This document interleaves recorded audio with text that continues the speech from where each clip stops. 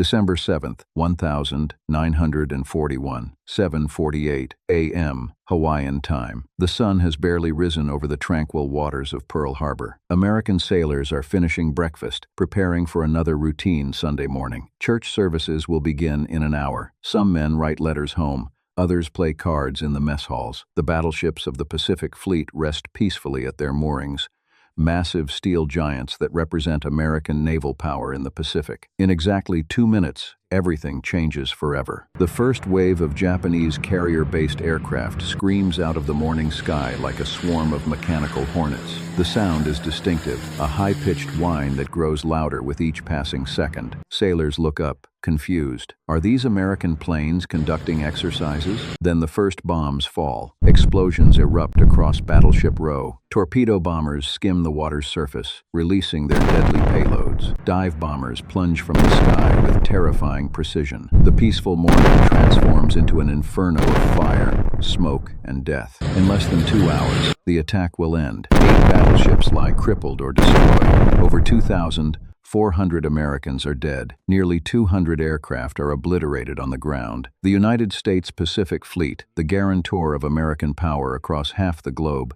has been effectively neutralized in a single morning. But Pearl Harbor represents more than military catastrophe. It marks the introduction of a revolutionary form of warfare. For years, military strategists insisted that carrier-based aircraft could never compete with land-based planes. The conventional wisdom held that naval aviation was inherently inferior. Shorter range, smaller payloads, less firepower. Aircraft carriers were support vessels, nothing more. That conventional wisdom just died alongside 2,400 American sailors. Japan has demonstrated that carrier-based aircraft, properly deployed with surprise and coordination, can deliver devastating strategic blows. They've proved that naval air power can project force across thousands of miles of ocean and strike with precision that land-based bombers cannot match. The attack on Pearl Harbor doesn't just damage the American fleet, it fundamentally rewrites the rules of naval warfare for decades to come. And Japan has bought something more valuable than tactical victory. They've bought time to fortify their positions, time to seize the resources that will sustain their war machine, time to establish a defensive perimeter before America can rebuild and retaliate. The clock is ticking, and Japan intends to use every single second. What unfolds over the next 70 days will represent one of the most audacious military campaigns in human history. You're about to witness how an army with virtually no jungle warfare training conquered 500 miles of supposedly impenetrable terrain, using weapons so simple they seem absurd: bicycles. How 30,000 exhausted soldiers defeated 70,000 defenders through nothing more than speed, psychology, and relentless pressure. How a fortress deemed impregnable fell in barely 2 months, stunning the world and shattering assumptions about colonial power. This isn't just military history. This is a masterclass in asymmetric warfare, where perception becomes more powerful than reality, where momentum matters more than firepower, where the willingness to gamble everything on audacious tactics produces results that conventional military thinking considers impossible. You'll see how a single pamphlet became the training manual for jungle conquest, how the simple act of maintaining relentless pressure broke the morale of numerically superior forces, how commanders learned that in modern warfare,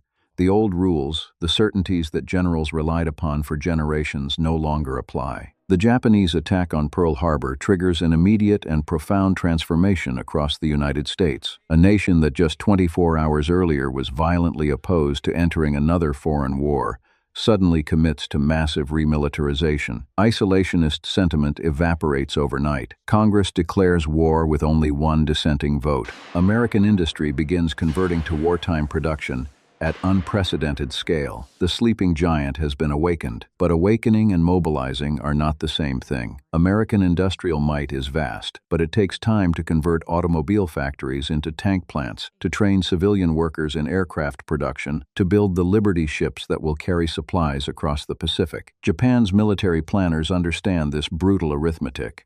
They have perhaps 6 months, maybe a year, if fortune favors them, before American production overwhelms their capacity to resist. This narrow window of opportunity defines Japanese strategy for the entire Pacific War. They must move fast. They must seize objectives before American forces can deploy. And most critically, They must secure the resources necessary to sustain their war machine for the long conflict ahead. The target is what military planners call the Southern Resource Area, a vast region stretching from Burma through Malaya, across the Dutch East Indies, and into the island chains of the South Pacific. This region contains everything Japan desperately needs: oil from the Dutch East Indies, the lifeblood that keeps aircraft flying, ships sailing, and tanks rolling. These aren't optional objectives or secondary targets. Without these resources, Japan's war effort collapses within months. Their domestic oil reserves are critically low. Their rubber stockpiles are inadequate. Their industrial base depends entirely on imported raw materials.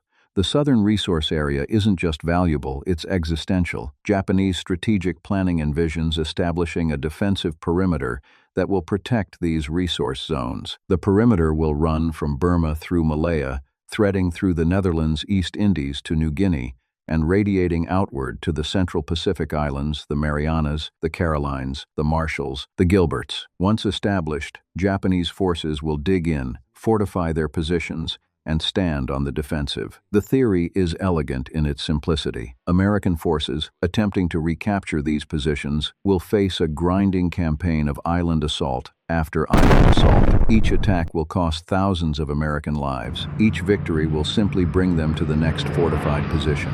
Eventually, Japanese planners believe the American public will lose stomach for such casualties. Eventually, facing the prospect of years of bloody island warfare, America will negotiate a peace settlement that recognizes Japanese control over their conquered territories. It's a theory built on several critical assumptions. First, that Japanese forces can seize and fortify these positions before American reinforcements arrive. Second, that defensive positions can withstand American assaults long enough to inflict prohibitive casualties. Third, that American democracy, with its free press and elected government, will prove less willing to absorb casualties than Japan's militaristic regime. Time will prove these assumptions catastrophically wrong, but in December 1941, they seem reasonable, logical, perhaps even inevitable. On December 8, 1941, just hours after Pearl Harbor, Lieutenant General Tomoyuki Yamashita receives his orders.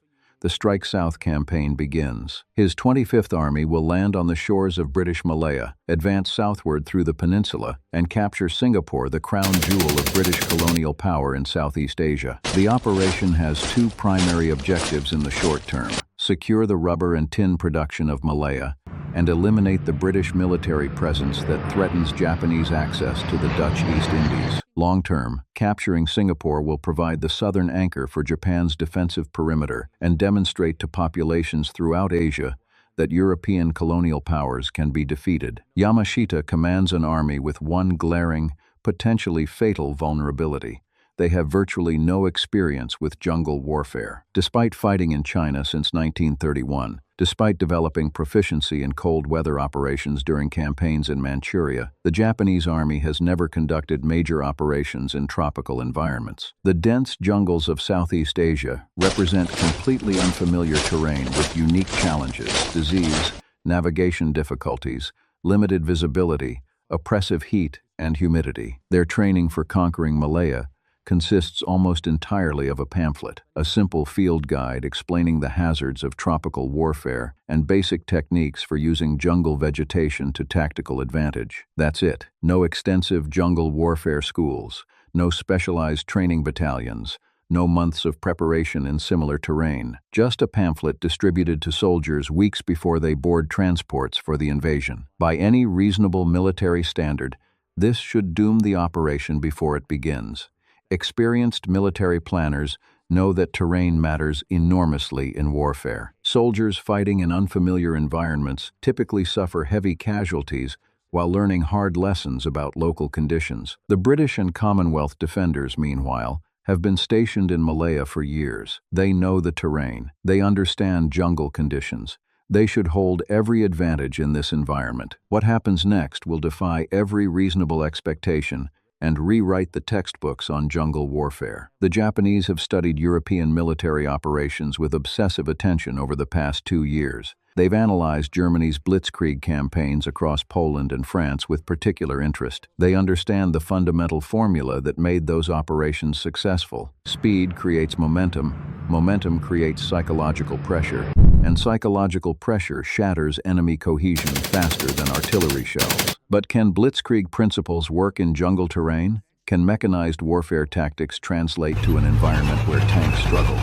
where roads are few, where visibility extends perhaps 20 meters in dense vegetation? German success in Europe depended on fast-moving armor columns and Stuka dive bombers creating terror. The jungle of Malaya seems to negate both advantages. The Japanese solution is elegantly simple. They'll apply blitzkrieg principles using different tools. Instead of massed tank formations, they'll use infantry mobility. Instead of Stuka terror, they'll use psychological warfare through unconventional tactics. The key insight is that blitzkrieg isn't really about tanks and planes. It's about maintaining relentless pressure, creating confusion, and never allowing the enemy time to establish coherent defenses. Their primary tactical innovation becomes known as the Scorpion maneuver. The concept is straightforward but brutally effective. When a Japanese force encounters enemy positions, it immediately divides into two components. The first element launches a frontal assault, engaging the enemy directly.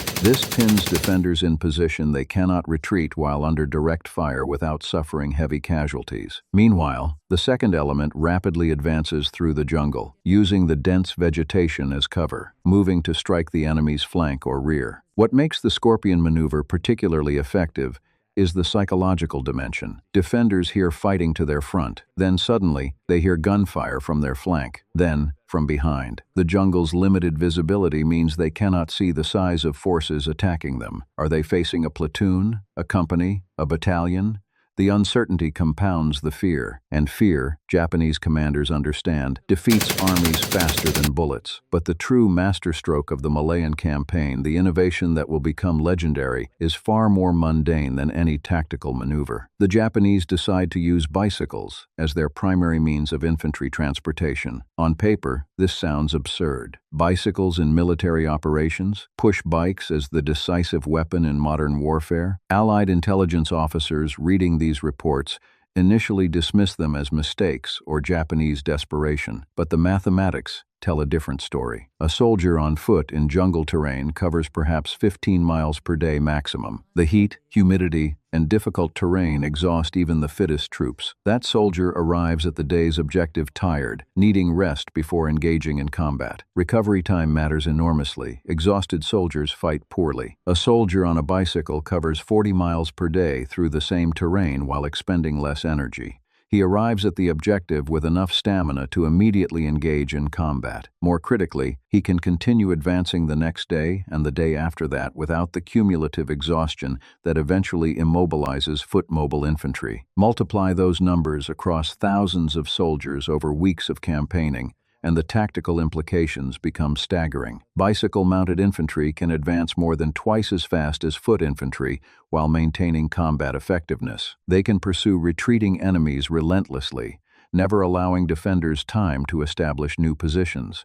They can cover lateral distances that make flanking maneuvers feasible where foot movement would be too slow. But bicycles deliver something even more valuable than speed. They deliver psychological warfare. The sound of hundreds of bicycle wheels on jungle paths creates a distinctive auditory signature. On December 8, 1941, the Japanese 25th Army lands on Malaya's northeast coast near Kota Baru. The invasion begins with a night amphibious assault against prepared British positions, one of the most difficult military operations possible. Amphibious landings in daylight against undefended beaches are dangerous enough. Night landings against fortified positions defended by determined troops should result in catastrophic casualties for the attackers. The landings are indeed costly. Japanese soldiers wade ashore under heavy machine gun fire. Landing craft are destroyed. Officers fall before reaching the beach. For several hours, the outcome remains uncertain. British defenders inflict significant casualties on the initial assault waves. But then Japanese air superiority makes the critical difference. Waves of bombers pummel British positions. The RAF, outnumbered and outfought, loses aircraft faster than they can be replaced. By December 10th, just 2 days after the invasion, Japanese aircraft sink the British battleship Prince of Wales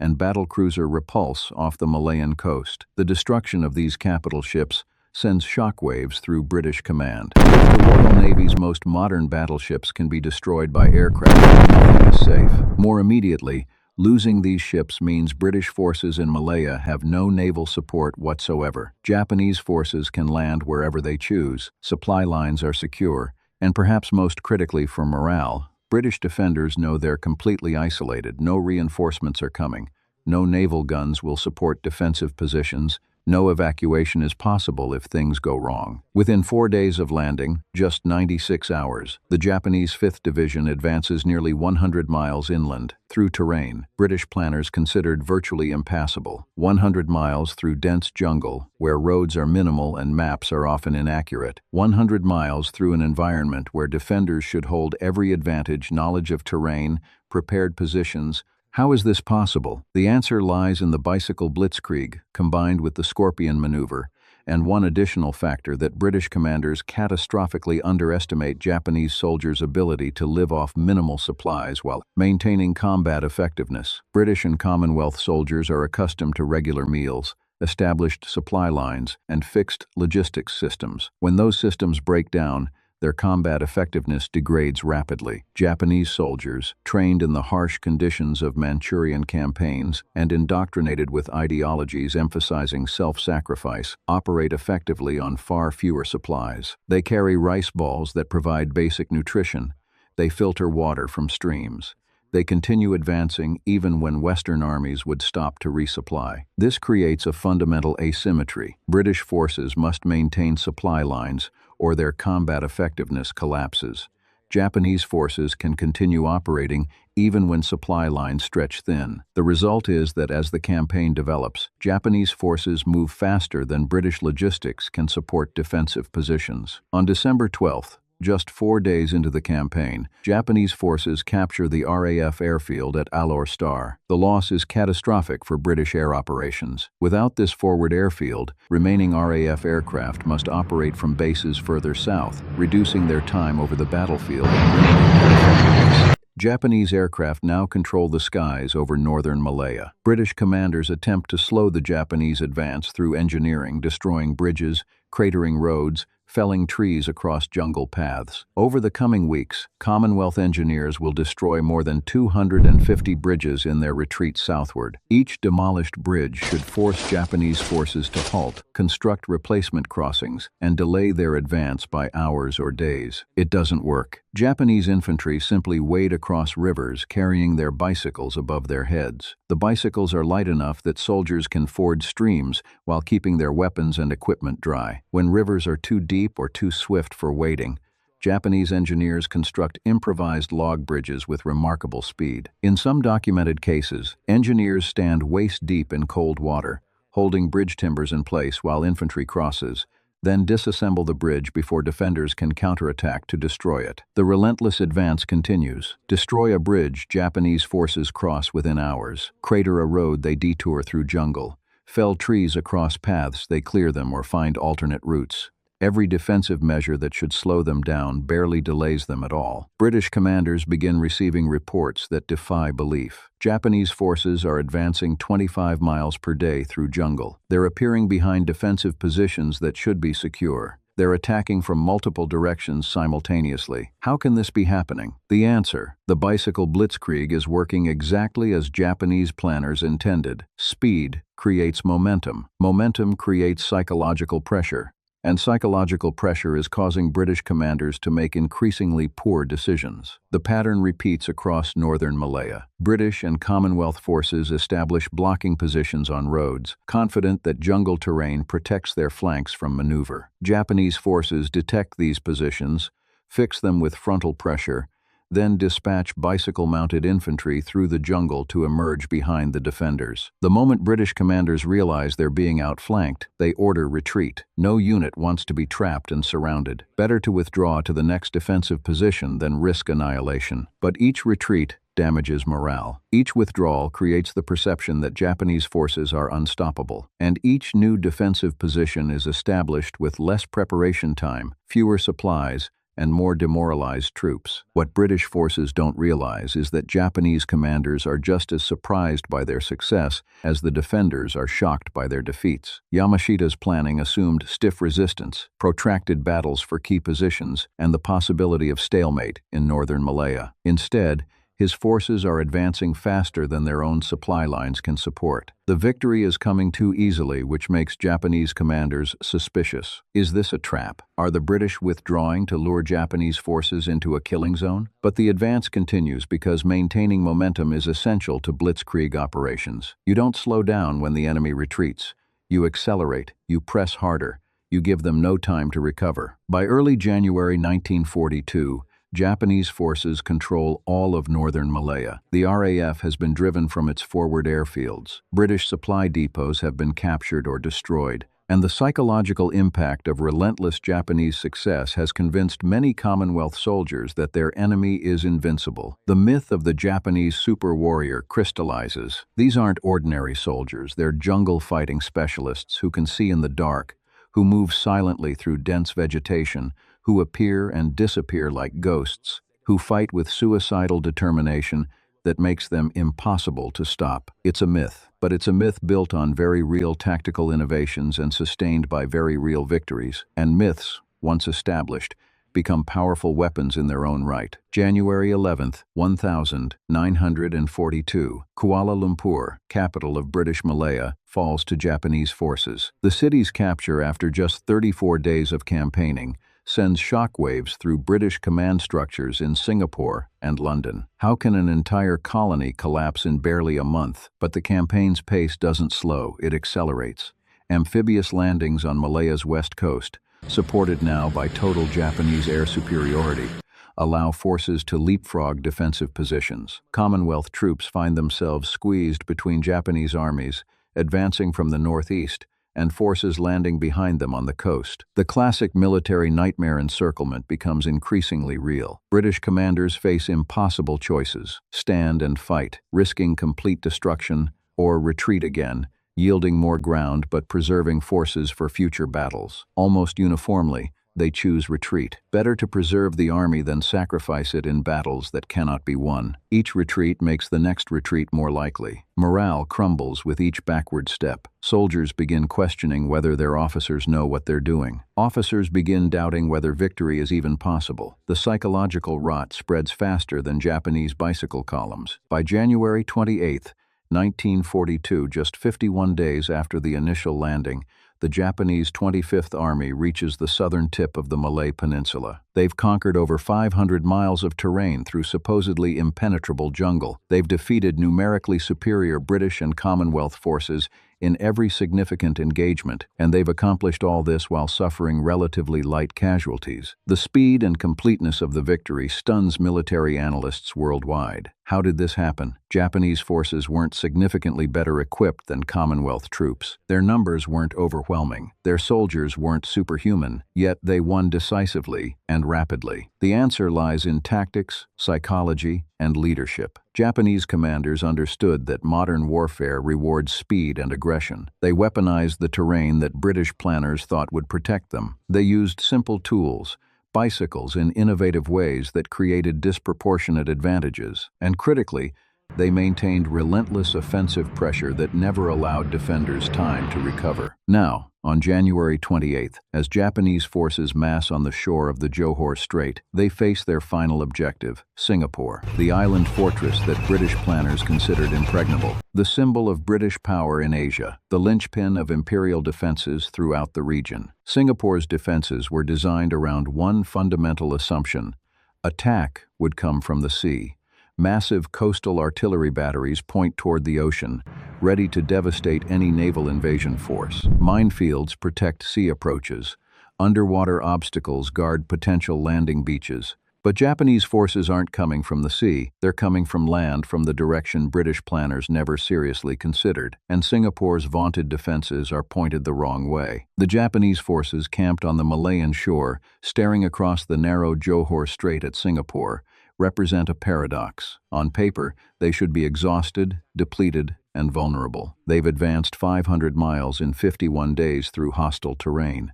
Their supply lines stretch back across the entire Malayan peninsula. Ammunition reserves are running low. Food supplies are dwindling. Medical facilities are overwhelmed with casualties and tropical disease victims. Yet somehow, these exhausted soldiers radiate confidence. They've defeated every British force that stood against them. They've proven that speed and aggression overcome numerical superiority. They've shattered the myth of European military invincibility. Why should Singapore be different? Meanwhile, across the strait, General Arthur Percival commands a garrison of over 70,000 British, Australian, and Indian troops. On paper, his force holds overwhelming numerical superiority, more than 2-to-1 advantage. Singapore is a fortress with extensive fortifications, ammunition stockpiles, and supply depots. British intelligence estimates Japanese forces at 60,000 to 100,000 men, similar to or greater than Percival's own strength. This estimate is catastrophically wrong. Japanese forces number just 30,000 men capable of combat operations. But Percival doesn't know this, cannot know this. The speed and success of Japanese operations throughout Malaya has convinced British intelligence that they face overwhelming numbers. How else can such rapid conquest be explained? This perception gap will determine everything that follows. As British forces prepare for the inevitable assault, Japanese commanders, enjoying complete air superiority after eliminating the RAF, order their aircraft to bomb Singapore mercilessly. Day after day, Japanese bombers strike civilian areas, warehouses, dock facilities, military installations. The civilian population, swelled by refugees fleeing from Malaya, suffers mounting casualties. The bombing serves multiple purposes. It damages British military infrastructure, it terrorizes the civilian population, and most critically, it reinforces the perception that Japanese forces are overwhelming and unstoppable. If they can bomb Singapore with impunity, surely their ground forces must be equally powerful. But Singapore's greatest vulnerability isn't visible from the air. It's strategic and psychological. The island was designed to be defended from the sea, not from land. Those massive coastal guns, 5-inch naval rifles capable of destroying battleships, point toward the ocean. They cannot be rotated to fire inland. Minefields protect sea approaches, but northern beaches facing Malaya remain relatively undefended. The fortress has been constructed with one scenario in mind, and the Japanese are attacking from an entirely different direction. Worse, British grand strategy for Singapore depended on a critical assumption. A powerful Royal Navy fleet would be stationed at the naval base, deterring any Japanese aggression. That fleet's mere presence was supposed to make attacking Singapore suicidal for any potential enemy. But the fleet is fighting Germans in Europe. The modest flotilla sent to Singapore, the battleship Prince of Wales and battlecruiser Repulse, was sunk by Japanese aircraft on December 10th. On February 8th, 1942, under cover of darkness, the Japanese make their move. The assault begins at dusk, chosen deliberately to give Japanese forces the cover of night during their most vulnerable moment, crossing the open water of the Johor Strait. The initial barrage is intense. Japanese artillery, positioned along the Malayan shore, opens fire on suspected British positions. For 15 minutes, shells rain down on Singapore's northern coast. Then silence. The artillery lifts, and in that sudden quiet, the first Japanese landing craft push off from the Malayan shore. The crossing takes less than 10 minutes. The strait is barely a mile wide at the assault point.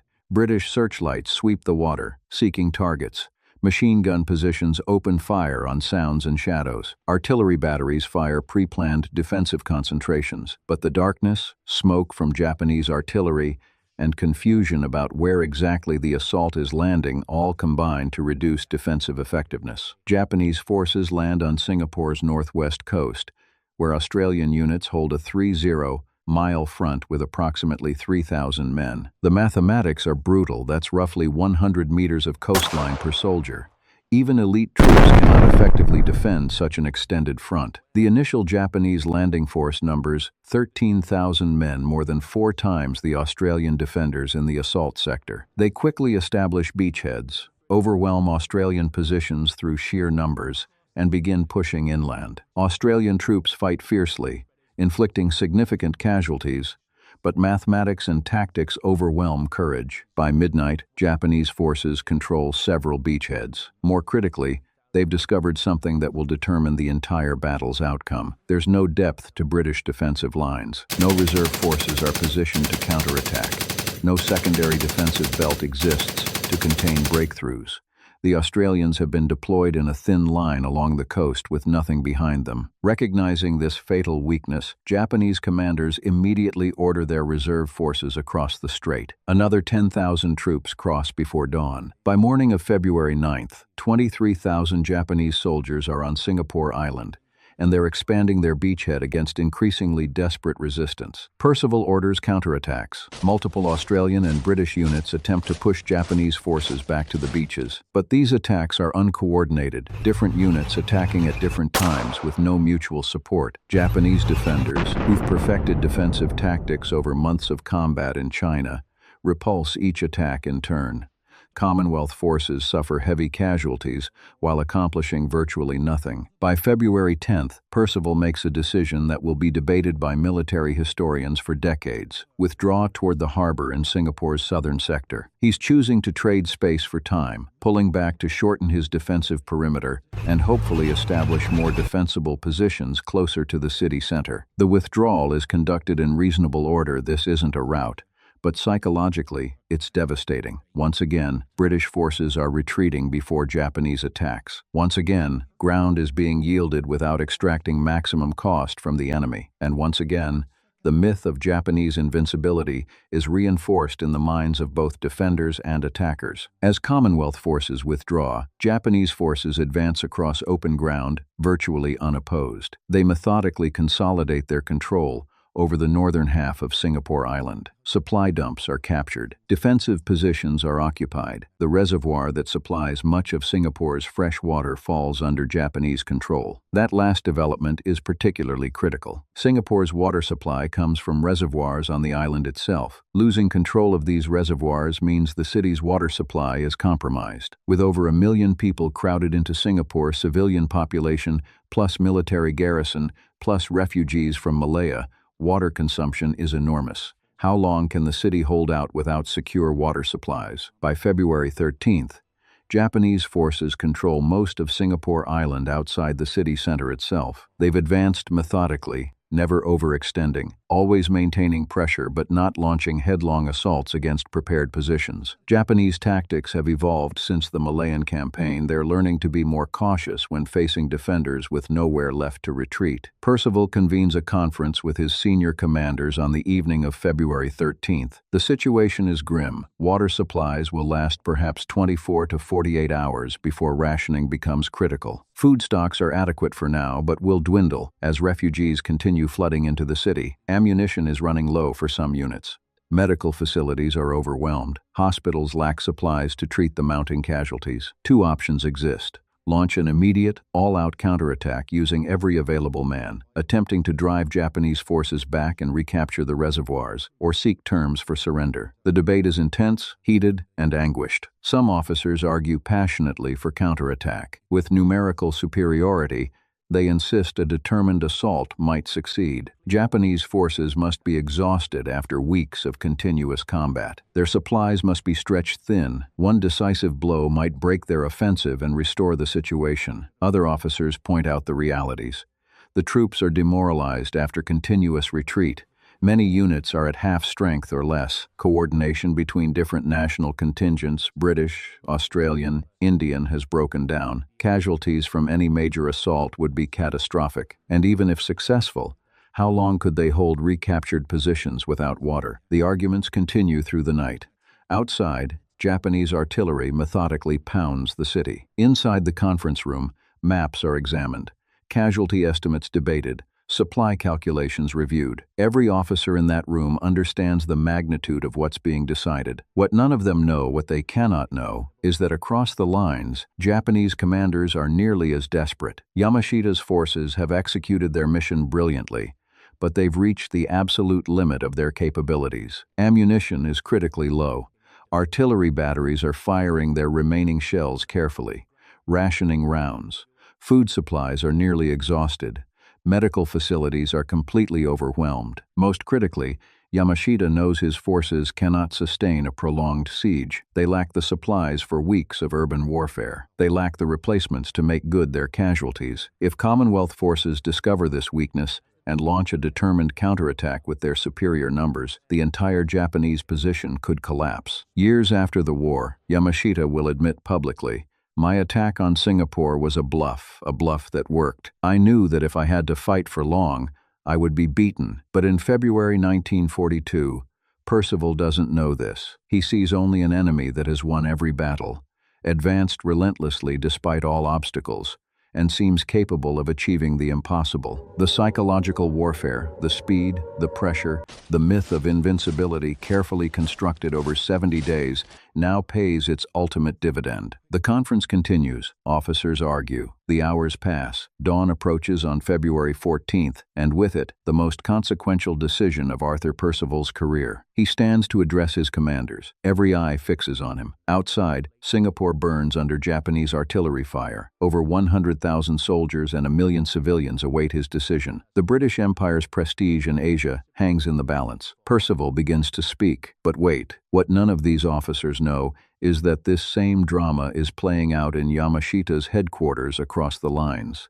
Japanese commanders are also debating, can they sustain the offensive? Do they have enough ammunition for one more assault? What happens if the British discover how vulnerable Japanese forces truly are? Two sides, both believing the other holds overwhelming advantages, both on the edge of collapse. The outcome will be determined not by firepower or numbers, but by which commander blinks first. This is the moment where psychology trumps materiel, where perception becomes more powerful than reality, where 70 days of carefully constructed mythology determines the fate of empires. The tension is unbearable. The outcome hangs by a thread, and on that thread balances the future of Asia itself. February 14th, 1942. A smoke-filled conference room in Singapore. General Percival stands before his exhausted commanders, about to speak words that will reverberate through history. Behind him, 70 days of continuous retreat across Malaya. Before him, the choice between a desperate counterattack with demoralized troops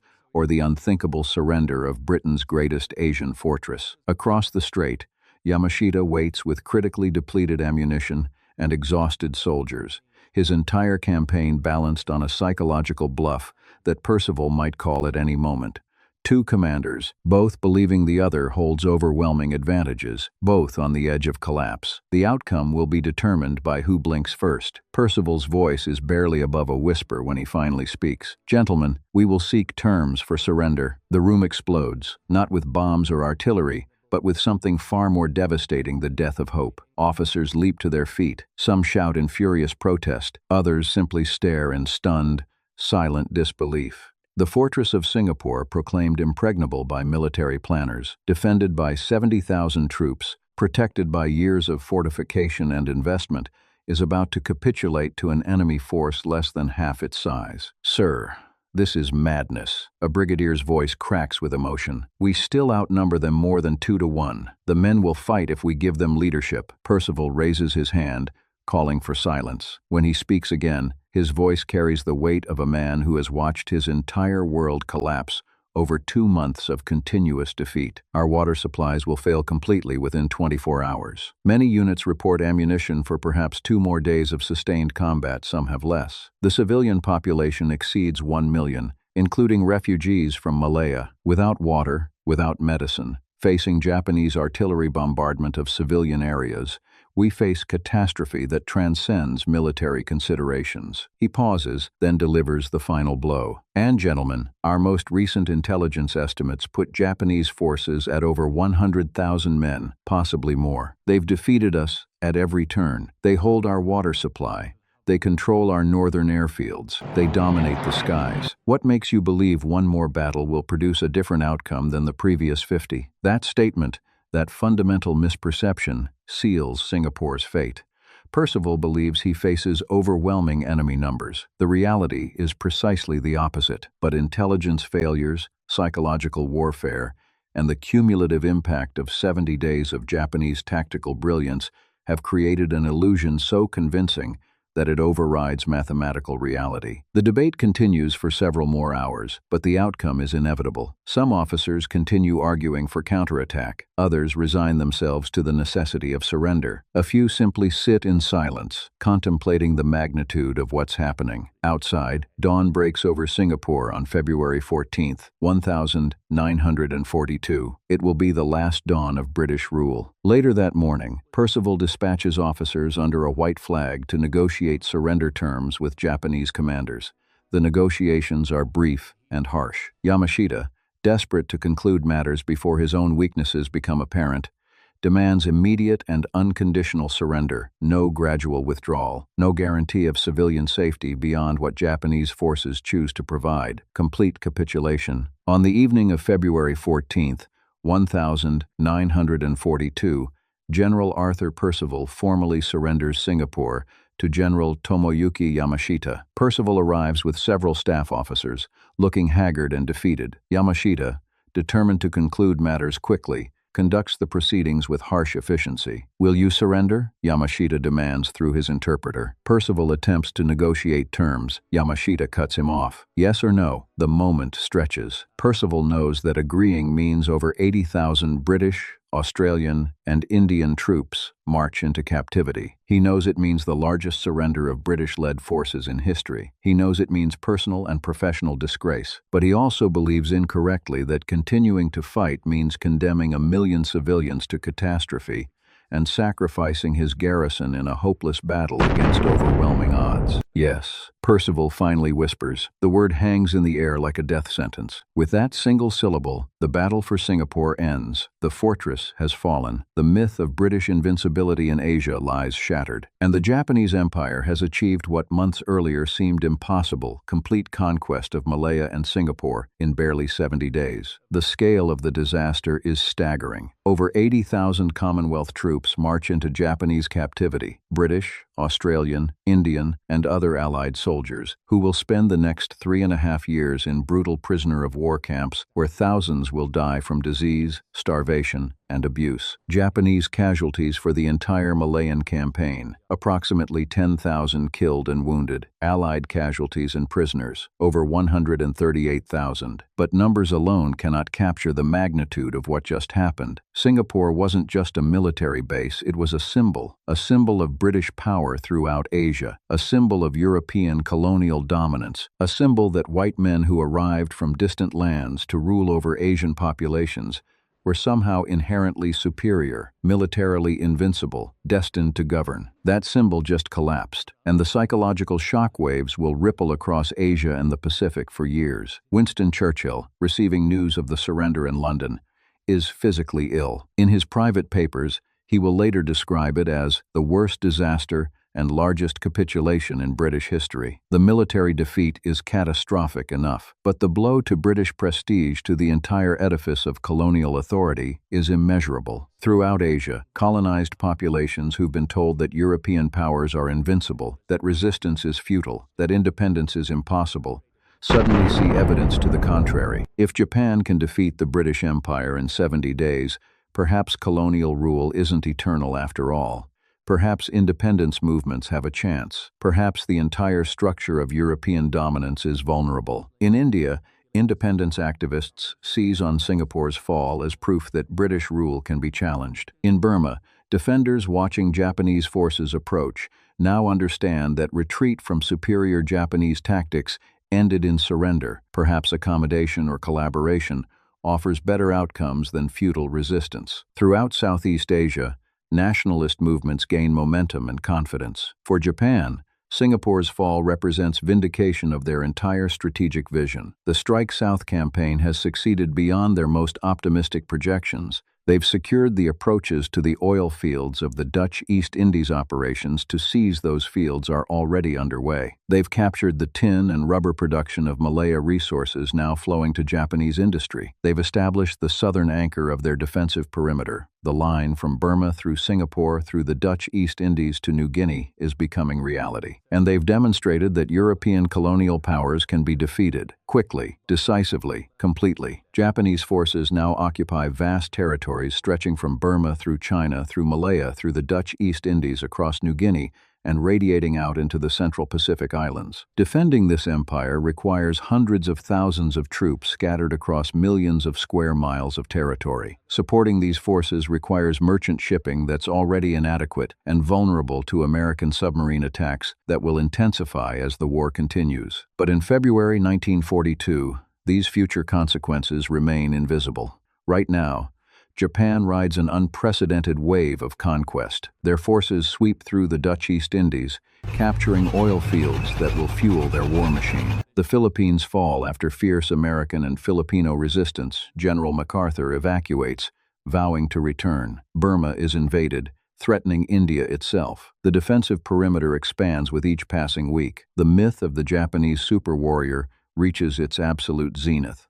Allied soldiers throughout Asia and the Pacific face an enemy that seems capable of achieving the impossible, an enemy that fights with determination bordering on fanaticism, an enemy that adapts to any terrain, jungle, island, mountain with equal skill, an enemy that wins battles they should lose through speed, aggression, and tactical innovation. It's a myth built on real achievements. Japanese soldiers have conquered Malaya using bicycles and pamphlets. They've demonstrated mastery of amphibious operations, jungle warfare, and combined arms tactics. They've defeated European colonial armies that outnumbered them through superior leadership and tactical flexibility. June 4, 1942, 4 months after Singapore's fall, the Central Pacific, near a tiny atoll called Midway Island, the Japanese Empire has reached its maximum territorial extent. Now comes the moment that will determine whether Japan can hold what it's conquered. Admiral Isoroku Yamamoto, architect of the Pearl Harbor attack, has conceived an operation to finish what Pearl Harbor started, the destruction of America's Pacific Fleet carrier force. His plan is to attack Midway Island, forcing American carriers to respond, then destroy them in decisive battle. With American naval power eliminated, Japan's defensive perimeter becomes impregnable. American forces would require years to rebuild sufficient strength to challenge Japanese control of the Pacific. Yamamoto commands overwhelming numerical superiority. 4 large fleet carriers, plus numerous supporting vessels. Over 250 aircraft, veteran pilots blooded in months of combat across China and the Pacific. Against them, 3 American carriers with approximately 230 aircraft, many flown by inexperienced pilots. On paper, Japanese victory seems inevitable, but paper calculations don't account for one critical factor. American cryptanalysts have broken enough of the Japanese naval code to deduce Yamamoto's plan. Admiral Chester Nimitz, commanding American forces, knows the Japanese are coming to Midway. He knows approximately when they'll arrive. He knows the composition of their forces. And most critically, he knows. They don't know. He knows. Intelligence transforms everything. Instead of sailing blindly to defend Midway and encountering a trap, Nimitz sets his own ambush. He quietly positions his 3 carriers, Enterprise, Hornet, and Yorktown northeast of Midway Island, beyond Japanese reconnaissance range. When Japanese forces attack the island, American carriers will be perfectly positioned to strike. Early morning, June 4th, Japanese carriers launch their first strike against Midway Island itself. Over 100 aircraft pummel the American airbase, heavily damaging facilities but not completely destroying the airfield's ability to launch counterstrikes. American land-based aircraft counterattack the Japanese carriers, achieving little except to convince Japanese commanders that Midway's air defenses remain dangerous. Japanese Admiral Nagumo makes a fateful decision: rearm reserve aircraft with bombs for a second strike against Midway. His reserve aircraft are currently armed with torpedoes and armor-piercing bombs designed to attack ships. Switching ordnance to cluster bombs for attacking land targets takes time. It's a logical decision based on Nagumo's assumption that no American carriers are nearby. His reconnaissance aircraft have reported no enemy carriers in the area. Why maintain anti-ship ordnance when the immediate threat is the airfield? The decision proves catastrophic. At 9 a.m., still undetected, American carriers launch their strike aircraft. Torpedo bombers go first slow, vulnerable Douglas Devastators carrying single torpedoes. They must fly low, straight, and level to release their weapons, making them easy targets for Japanese fighters and anti-aircraft fire. The first wave of American torpedo bombers attacks at 9:20 a.m. Japanese Zero fighters and carrier anti-aircraft fire tear them apart. Of 41 torpedo bombers launched, 35 are destroyed. Their torpedoes, those that are released, miss their targets. The attack achieves absolutely nothing except alerting Japanese forces to American presence. At 10:22 a.m., Lieutenant Commander Wade McCluskey, leading 36 Douglas Dauntless dive bombers from Enterprise, spots the Japanese carrier force. He's been searching for over an hour, fuel running dangerously low, when he notices a Japanese destroyer heading northeast at high speed. Following that course, he finds what he's looking for. 3 Japanese carriers, Kaga, Akagi, and Soryu, steam in formation, their decks cluttered with armed aircraft being prepared for takeoff. Bombs, torpedoes, and fuel lines crisscross the decks. It's the most vulnerable moment imaginable for an aircraft carrier. Armed and fueled aircraft on deck, no fighter cover above, crews exhausted from hours of combat operations. McCluskey doesn't hesitate. He orders his dive bombers to attack. American Dauntless dive bombers push over into their attack runs, plunging nearly vertically toward their targets. Japanese anti-aircraft fire fills the sky, but the dive bombers are too fast, their angle too steep. Some pilots release their 1,000-pound bombs from as low as 1,500 feet suicidally close, to ensure hits against maximum value targets. The first bomb strikes Akagi near the amidships elevator, penetrating to the hangar deck where armed aircraft are parked. The explosion ignites fuel and ordnance, triggering secondary explosions that rip through the ship. Within minutes, Akagi is a blazing wreck, her flight deck buckled, fires raging out of control. Kaga receives multiple direct hits. Bombs detonate among armed aircraft on her flight deck, creating cascading explosions that consume the ship. Her entire forward section becomes an inferno. Crew attempts to fight the fires prove futile. Too many bombs, too much fuel, too much ammunition cooking off in the heat. Soryu takes 3 direct hits in rapid succession. The bombs penetrate her flight deck and detonate in the hangar where fueled and armed aircraft await launching. The resulting explosions essentially gut the ship. She's dead in the water, listing heavily, fires consuming her from the inside out. 3 fleet carriers, the core of Japanese naval aviation, destroyed in 6 minutes. The mathematical reversal is stunning. Minutes earlier, Japan held overwhelming naval superiority. Now, in the time it takes to brew coffee, that superiority has evaporated. But Japan still has one operational carrier, Hiryu. Her aircraft launch counterstrikes against the American carriers, damaging Yorktown severely enough that she'll eventually sink. But without her sister carriers, without fighter cover, without the concentration of force that made Japanese naval aviation so deadly, Hiryu cannot survive. American aircraft from Enterprise and Hornet find Hiryu that afternoon. The pattern repeats. Dive bombers push over. Bombs fall. Explosions consume the ship. By evening, all 4 Japanese fleet carriers that attacked Pearl Harbor 6 months earlier are sinking or sunk. The Battle of Midway ends on June 7th after American forces mop up remaining Japanese ships. The strategic impact is immediate and permanent. Japan has lost 4 fleet carriers with all their aircraft. More critically, they've lost hundreds of veteran pilots and aircrew, irreplaceable expertise that took years to develop. Japanese naval aviation will never fully recover. More fundamentally, Midway marks the first decisive Japanese defeat of the war. For 6 months, Japanese forces seemed invincible, conquering everything they attacked, defeating numerically superior enemies, achieving objectives with clockwork precision. The myth of the Japanese super warrior appeared confirmed with each victory. That myth just died in the waters off Midway. Japanese forces can be defeated. Japanese planning can fail. Japanese tactical brilliance can be overcome by superior intelligence and determination. The psychological impact ripples through both sides. Allied forces gain confidence.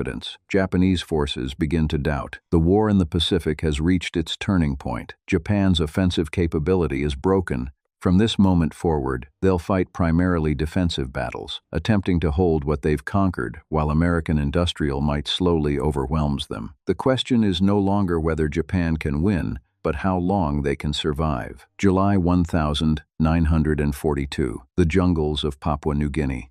While the Battle of Midway settled the naval balance in the Pacific, the question of who dominates jungle warfare remains unresolved. Japan's conquest of Malaya demonstrated their mastery of tropical combat. Can Allied forces learn to fight effectively in similar terrain? Or does Japanese tactical superiority in jungles remain absolute? After the fall of Singapore, Japan continues its southward expansion. Their next objective, Port Moresby, on the southern coast of Papua New Guinea. Capturing Port Moresby will cement their defensive perimeter and provide a base for harassing northern Australian cities, potentially cutting the link between Australia and the United States. Initially, Japanese planners intended to capture Port Moresby via amphibious assault, but their defeat at the Battle of the Coral Sea in May and catastrophic losses at Midway in June mean Japanese naval forces lack the strength for major amphibious operations. Alternative plan: land forces on Papua's northeast coast cross the Owen Stanley Mountains via the Kokoda Track and attack Port Moresby from inland. On paper, this seems feasible. The Kokoda Track is only about 60 miles long. How difficult can crossing 60 miles of jungle be for soldiers who conquered 500 miles of Malaya in 70 days? The answer: extraordinarily difficult. The Owen Stanley Range rises to 13,000 feet, genuine mountains, not jungle-covered hills. The Kokoda Track isn't a road or even a proper path in many places. It's a native foot trail, often so steep that soldiers must pull themselves up using tree roots and vines. And unlike Malaya, where Japanese forces maintained momentum through speed, the Kokoda Track forces both sides into grinding attrition warfare. Neither side can advance quickly. Neither side can maneuver around enemy positions. The jungle is too dense, the terrain too steep. Battles become brutal slugging matches at point-blank range. Japanese forces land at Buna and Gona on Papua's northeast coast in July. They quickly advance south, capturing Kokoda village by July 29th. But then they encounter Australian forces, initially poorly trained militia, later reinforced by veteran troops from the Australian Imperial Force, who fought in North Africa. The campaign becomes a nightmare for both sides. Japanese soldiers, accustomed to rapid victories, find themselves bogged down in static warfare against enemies who won't retreat indefinitely. Supply lines stretching back to Buna become increasingly tenuous as casualties and disease deplete porter forces. Rations dwindle, ammunition runs short, medical supplies vanish. Australian forces face similar hardships. Supplies must be carried over the mountains by native porters, Papuan carriers, who perform incredibly difficult work under terrible conditions. Weather, distance, and track conditions make resupply irregular at best. Units sometimes operate on half rations or less. Wounded soldiers must be carried back over the mountains,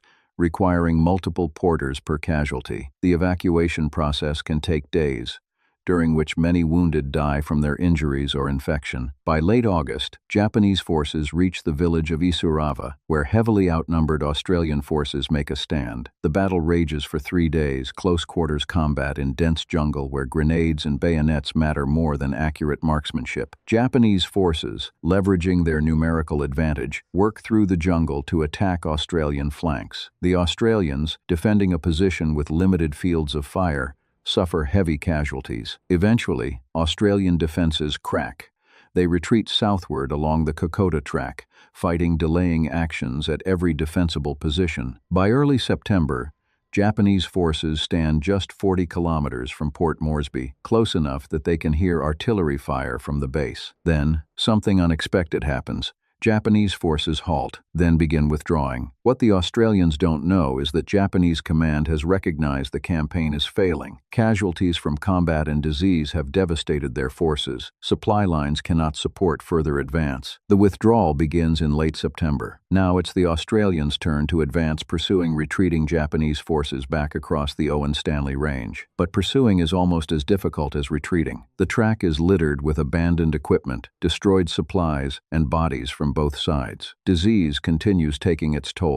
By November 2nd, after fierce fighting, including a final stand at Kokoda village itself, where Australian bayonet charges break Japanese defensive positions, the Japanese have been driven back to Buna and Gona on the coast. The campaign ends with Allied forces capturing these coastal strongholds after weeks of grinding combat. More fundamentally, Kokoda demonstrates that Japanese mastery of jungle warfare isn't absolute. Allied forces can learn, adapt, and ultimately prevail in tropical terrain. The myth of Japanese invincibility in jungles forged in Malaya, has been challenged and found wanting. The campaign demonstrated profound truths about modern warfare. Speed and momentum can overcome numerical superiority. Psychological pressure can be as decisive as firepower. Simple innovations, bicycles, for instance, can produce strategic advantages when employed with imagination. Leadership matters enormously. Commanders willing to think unconventionally and take calculated risks can achieve results that conventional approaches consider impossible. Japan's conquest of Malaya and Singapore showcased these principles perfectly. An army with minimal jungle warfare training, equipped with bicycles and armed with tactical innovation, conquered 500 miles of impassable terrain in 70 days. They defeated numerically superior forces through relentless pressure. Yamashita's later admission, "My attack on Singapore was a bluff," reveals the campaign's essential truth. Battles are often won in commanders' minds before they're decided on battlefields. Percival believed he faced insurmountable force and surrendered with numerical superiority. Yamashita knew his forces teetered on collapse but maintained aggressive pressure that convinced his enemy of inevitable defeat. But myths eventually collide with reality. Midway demonstrated that Japanese forces could be defeated when facing enemies with superior intelligence and determination. The lessons of 1942 shaped the remainder of the Pacific War. Speed and aggression matter, but they must be sustained by adequate logistics. Japan's lightning conquest established them as the dominant Pacific power by mid-1942. But the very success of their campaign, resources stretched beyond sustainability, and facing them, an enemy with industrial capacity that would eventually overwhelm Japanese production by factors of 10 or more. The bicycle blitzkrieg, the fall of Singapore, the myth of the super warrior, all represented real Japanese achievements built on tactical innovation and aggressive leadership. But Japan had won the opening rounds decisively, but the fight was just beginning. The Japanese campaign across Asia represents one of the most dramatic military conquests in modern history, a 70-day lightning strike that reshaped global power dynamics and demonstrated how tactical innovation can overcome conventional military superiority. But this story is far from complete. How did Allied forces ultimately reverse these stunning defeats? What tactical and strategic innovations emerged from studying Japanese methods? How did the myth of invincibility finally shatter completely? And what role did industrial production, code breaking, and strategic patience play in eventually overwhelming Japan's tactical brilliance? November 26, 1941. Somewhere north of Japan's Kuril Islands, in waters so cold and remote that no shipping lanes cross them, a vast armada slips quietly into the open Pacific. 6 aircraft carriers, the pride of the Imperial Japanese Navy, flanked by more than a dozen warships. Destroyers cut through the gray swells. Fuel tankers trail behind, keeping the fleet alive on its long journey south. Every ship is operating under total radio silence. Not a single transmission, not a single signal. To the outside world, this fleet does not exist. Thousands of miles to the southeast, the American naval base at Pearl Harbor sits in the golden stillness of a Hawaiian Sunday morning. Much of the United States Pacific Fleet is in port battleships lined up along what the sailors call Battleship Row, their hulls gleaming in the early light. For 11 days, the Japanese fleet has been crossing the Pacific in absolute secrecy, its crews forbidden from sending so much as a word. 11 days of silence on the open ocean, with nothing ahead of them but the horizon and the weight of what they have been ordered to do. And when the blow falls, it will be so sudden, so devastating, and so complete that it will shatter the illusion of safety an entire nation has built for itself and ignite a conflict that will consume the Pacific for the next 4 years. This is the story of the war in the Pacific. It starts with a horrific surprise attack, then spreads like a tidal wave across vast stretches of ocean. Before it is over,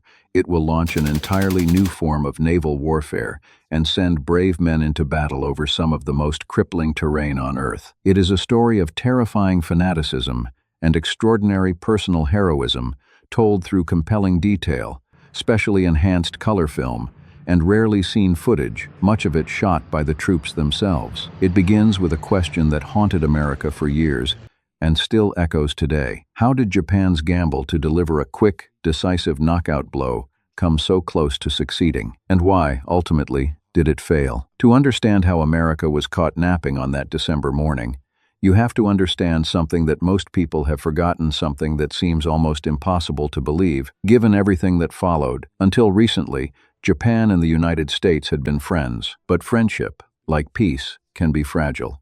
And in the 1930s, a disease swept across the world, crazed nationalism, and Japan caught it just as virulently as Europe did. In Germany, Adolf Hitler seized power and grabbed the world's attention with his promises of a 1,000-year Reich. In Italy, Benito Mussolini sang to the same nationalist tune, dreaming of a new Roman Empire. And now, in Japan, a new militaristic regime rose to prominence, driven by the same toxic blend of wounded pride and imperial ambition, vowing to restore the country's greatness through force. The Great Depression had devastated Japan's economy, just as it had devastated the economies of Europe and America. And in the wreckage of that economic collapse, the militarists found their opportunity. They promised order. They promised strength. They promised a Japan that would bow to no one. The signs of what was coming were impossible to miss for anyone willing to see them. In 1937, a ruthless Japanese war machine tore through China, leaving devastation and atrocity in its wake. Cities were sacked. Civilians were massacred. It was conquest on a scale that shocked the world. 3 years later, the Japanese expanded their brutal campaign further south, invading the former French colonies of Cambodia, Vietnam, and Laos. It was a move that finally forced America to react. In the summer of 1941, the United States froze Japan's overseas financial assets and imposed an oil embargo. The impact was immediate and devastating. Japan received 80% of its oil from America. Overnight, the lifeblood of the Japanese military machine had been cut off. Without oil, the tanks couldn't roll, the ships couldn't sail, the planes couldn't fly. Japan's grand imperial project was being strangled in its crib. Japanese diplomats traveled to Washington to negotiate. Relations between the two countries were tense, strained almost to the breaking point. But nobody in the United States was expecting war. The negotiations might fail, people thought, but surely it wouldn't come to that. Then a new leader took control in Tokyo, and everything changed. Hideki Tojo was an ambitious general and a fanatical nationalist. In the autumn of 1941, just 2.5 months after the American oil embargo took effect, Tojo was appointed Prime Minister of Japan. His dream was nothing less than a Japanese empire spanning the whole of Asia. And unlike his predecessors, Tojo was not interested in negotiations with the Americans, not even slightly. Behind the closed doors of the Imperial War Ministry, he was already planning for war. Tojo's calculation was brutally simple. If he could knock out America's Pacific Fleet with a single, sudden, overwhelming blow, then American opposition would simply collapse. The United States, he believed, was a soft nation, rich but decadent, powerful but lacking the warrior spirit to fight a prolonged war in a distant ocean. Destroy their fleet,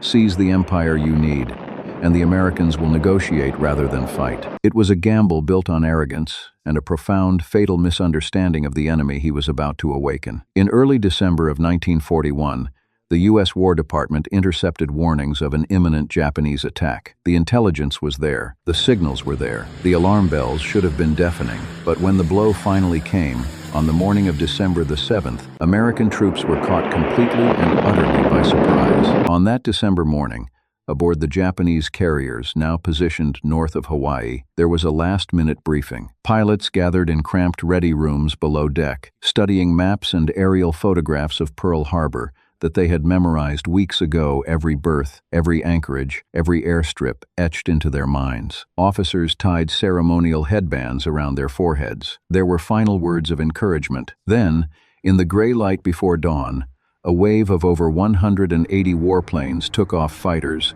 dive bombers, torpedo planes, their engines shattering the silence of the empty Pacific as they climbed into formation and turned south toward the Hawaiian Islands. The carriers, their decks now clear, turned into the wind and waited. An hour later at 7:55 on a Sunday morning, when half the base was still asleep, they were over Pearl Harbor. The harbor lay spread out below them like a model, the great battleship sitting motionless in the still water, utterly exposed.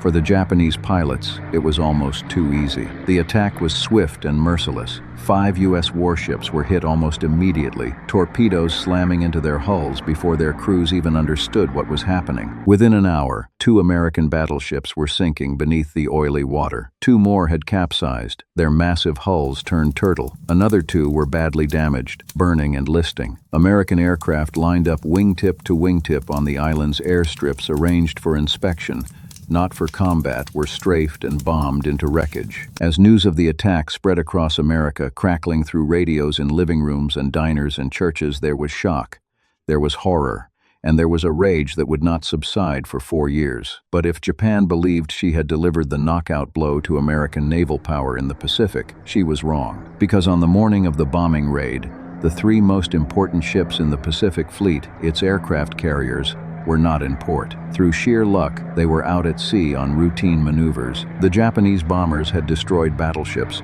Yes, symbols of the old Navy, but they had missed the weapons of the new one. Missing those carriers would turn out to be a catastrophic Japanese mistake, one that would haunt them all the way to Midway and beyond. But in the immediate aftermath of Pearl Harbor, that fact offered little comfort, because America was about to be caught napping again and again. Just 10 hours after Pearl Harbor, Japanese bombers suddenly appeared over Clark Field in the Philippines, America's main air base in all of Southeast Asia. Despite 10 hours of warning, 10 hours in which the attack on Hawaii was already worldwide news, the American planes at Clark Field were still sitting on the ground. The bombing was followed by a second wave of Japanese Zero fighters that strafed anything still standing. 45 minutes later, much of America's air power in the entire region had been destroyed. The Japanese had caught the United States flat-footed for a second time in a single day. In America, the shock turned to outrage. 32 hours after the attack on Pearl Harbor, President Franklin D. Roosevelt stood before a joint session of Congress. Since the unprovoked and dastardly attack by Japan, he declared, his voice tight with controlled fury, a state of war has existed between the United States and the Japanese Empire. The words were met with thunderous applause. America was going to war. But before the country could organize its forces, the blows kept coming, relentless, humiliating, and seemingly unstoppable. Within days of the air attack on the Philippines, thousands of Japanese ground forces swarmed ashore. With no air power left to protect them, American defenses crumbled. In a series of swift, ruthless assaults, the Japanese fanned out across the country, overwhelming every position they encountered. 10 days later, the Philippine capital, Manila, was captured. For the American commander in the region, it was a humiliation unlike anything in his long and decorated career. Douglas MacArthur was one of America's most famous generals, a man who had fought with distinction in the First World War and risen to the very pinnacle of military command. But outnumbered and outgunned, with his air force destroyed on the ground and his supply lines cut, there was nothing he could do. In early March of 1942, under direct orders from President Roosevelt, MacArthur was evacuated to Australia. The United States regarded him as too important, too valuable as a symbol and a strategist, to run the risk that he might be captured. MacArthur made a promise that would become one of the most famous declarations of the war. He vowed to return. But the Japanese were not waiting around. They had just bombed the northern Australian town of Darwin, an important Allied base in the Pacific. 8 ships had been sunk in the city's port, and a further 10 seriously damaged. 2 airfields had been shot up, destroying aircraft and oil storage tanks, and killing several hundred people. The raid caused chaos to Allied supply lines, and for weeks, there were genuine fears it might be the prelude to a full Japanese invasion of Australia itself. MacArthur, newly arrived and still reeling from his ejection from the Philippines, was swept up in the defense of the country. The Philippines and the men he had left behind would have to wait. Those men, an isolated and desperate group of Americans and their Filipino allies, were dug in on the rocky Bataan Peninsula, a rugged finger of land jutting into Manila Bay. They were cut off from resupply, cut off from reinforcement, cut off from the world. They fought with everything they had, rifles, bayonets, sheer stubbornness. They scrounged for food in the jungle. They ate monkey meat and whatever else they could find. Malaria ravaged their ranks almost as badly as Japanese bullets, and through it all, they waited for help. They listened to the radio, hoping for news of a relief convoy, a rescue fleet, anything, and nothing came. No reinforcements, no resupply, no rescue. Just silence from a nation that was still reeling from its own shock and scrambling to rebuild a shattered fleet. "We are the battling bastards of Bataan," they proclaimed bitterly. "No Papa, no Mama, no Uncle Sam." It was a motto born of despair, abandonment, and a grim humor that only men who know they are going to lose can understand, and it was entirely accurate. Facing repeated Japanese assaults with their supplies running out, food scarce, ammunition dwindling, disease rampant, the American and Filipino forces held on for 4 extraordinary months. But the outcome was inevitable. 70,000 U.S. troops and their Filipino allies finally surrendered. It was one of the largest capitulations in American military history, and for many, the suffering was only beginning. Up to 10,000 of those prisoners would die on the Bataan Death March, a forced march of over 60 miles under the tropical sun, without food or water, beaten and bayoneted by their captors, before they even reached the Japanese prisoner of war camps, and still the dominoes kept falling. Throughout early 1942, the United States and her allies suffered one massive defeat after another across the Pacific. Japanese troops occupied the British colony of Malaya, spreading out across the country with a speed that stunned the defenders. A month later, they overran the capital, Kuala Lumpur. Allied forces withdrew to Singapore, the center of British rule in the Pacific, and supposedly the most heavily defended position in the entire region. The British had spent years and fortunes turning the island into what they called an impregnable fortress, a Gibraltar of the East. Massive coastal guns jutted from concrete emplacements, their barrels trained out to sea. The garrison was enormous. The confidence of the British High Command was absolute. But there was a fatal flaw in Singapore's defenses, one so obvious in hindsight that it seems almost impossible anyone could have overlooked it. All the great guns pointed south out to sea, where the British expected any attack to come from. The landward side of the island, facing the Malay jungle to the north, was barely defended at all. The British had dismissed the jungle as impassable. No army, they believed, could fight its way through that dense, swampy terrain. The Japanese proved them catastrophically wrong. Japan's soldiers had trained for exactly this kind of warfare. They advanced through the jungle on bicycles and on foot, moving with a speed and ferocity that shattered every assumption the British had made. In a desperate, last-ditch attempt to stop the Japanese advance, Britain sent 2 of her most powerful warships, the battleship Prince of Wales and the battlecruiser Repulse, to intercept Japanese troop convoys heading for the Malay coast. The 2 great ships steamed north without air cover, their captains confident that the Royal Navy's firepower would be more than enough. They were wrong. Wave after wave of Japanese torpedo bombers found them in the open sea. Both ships were sunk in less than 2 hours. Almost 1,000 of their crew went down with them, lost beneath the gray waters of the South China Sea. It was a devastating blow and a stark demonstration that the age of the battleship was over. Air power now ruled the waves. The British defenses in Singapore collapsed. A force of over 90,000 Allied troops surrendered, the largest capitulation in British military history. Winston Churchill would call it the worst disaster in the history of British arms. Almost simultaneously, the British garrison in Hong Kong was invaded. It took the Japanese just 2 weeks to overrun it. Hong Kong was followed by Burma, a country whose defenses had been neglected for years. Within 2 months, the Japanese had seized the capital, Rangoon. 8 weeks later, Japan controlled the entire country. Across the Pacific, from the Philippines to Burma, from Malaya to the Solomon Islands, the dominoes were falling one by one. Japan's empire was expanding at a rate that astonished even the Japanese themselves. It was time for America and her allies to fight back. The big question was, how? As U.S. military planners studied their maps of Japan and the vast Pacific Ocean, one thing was crystal clear. Japan was protected by an enormously powerful navy. A seaborne assault so soon after the crippling attack on the U.S. Pacific Fleet at Pearl Harbor would be suicidal. But an airborne attack seemed equally impossible. The nearest American bases had been in the Philippines, and the Philippines were now under Japanese control. The closest remaining bases were sites like the Hawaiian archipelago, over 3,000 miles from the Japanese home islands.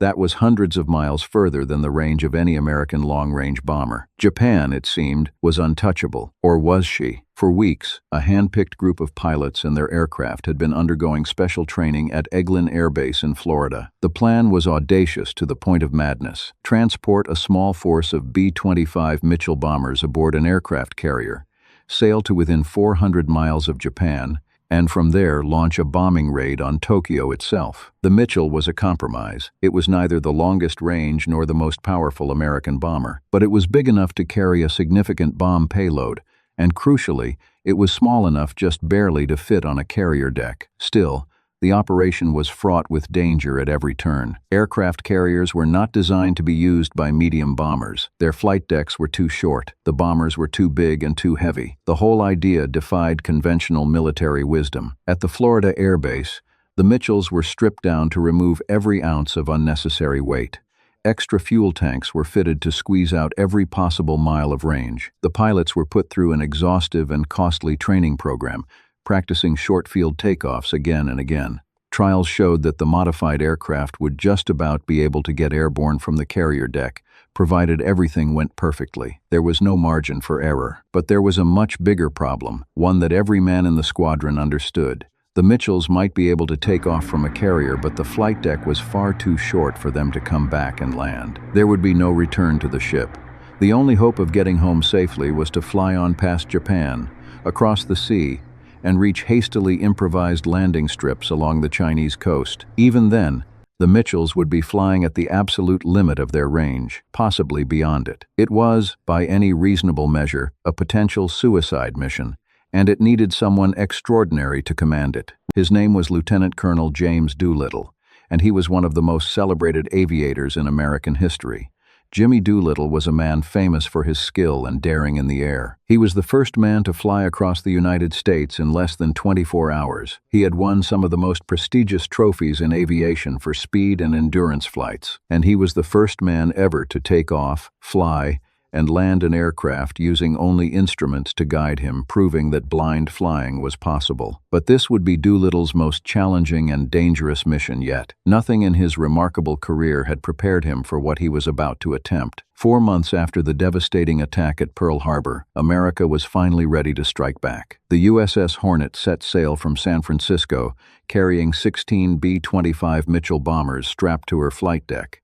They were too large to be stored in the hangars below. For anyone watching the ship leave port, the sight must have been surreal.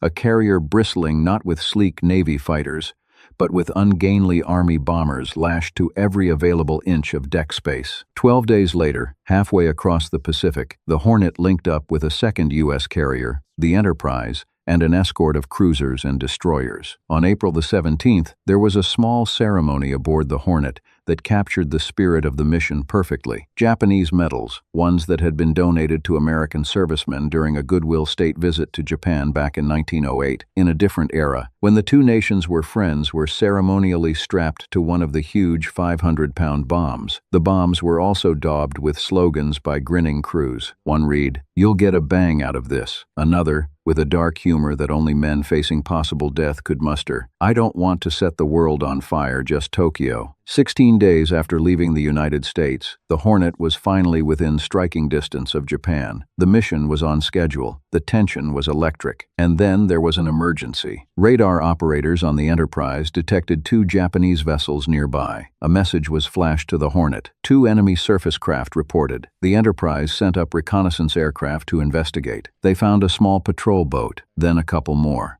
They appeared to be part of a Japanese early warning system picket boats, whose sole purpose was to watch for approaching enemy ships. The U.S. warships opened fire. Hundreds of shells targeted the Japanese boats, but the critical question hung in the air. Had any of the picket boats gotten a radio message out before they were sunk? Had the approaching American fleet been detected? The commanders faced a terrible dilemma.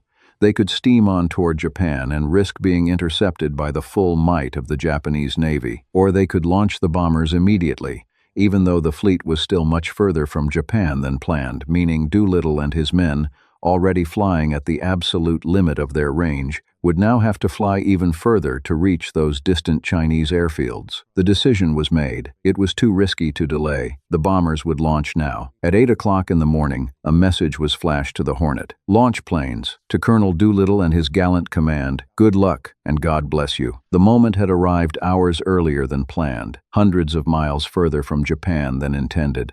Every man in those 16 bombers knew the math had just gotten worse. The extra distance might be the difference between making it to China and ditching in the ocean. At 8:20, Doolittle's own B-25 was first in line. The Hornet's deck pitched violently in the heavy seas. Enormous waves turned the carrier into a seesaw, the bow rising and falling through 30 feet with each swell. Salt spray lashed the windshields. A crewman stationed at the very end of the flight deck watched the rhythm of the ocean swells, timing his signal so each aircraft could begin its run on a rising deck and gain those few extra, precious feet of altitude as the bow lifted skyward. He waved his arms. Doolittle released the brakes. The Mitchell thundered forward down a deck that seemed impossibly short, the end rushing toward him, the ocean churning below. And then the wheels left the deck, and the heavy bomber staggered into the sky, clawing for altitude over the gray Pacific. One by one, the remaining 15 bombers followed at brief intervals, each launch a white-knuckle gamble against the pitching deck and the howling wind.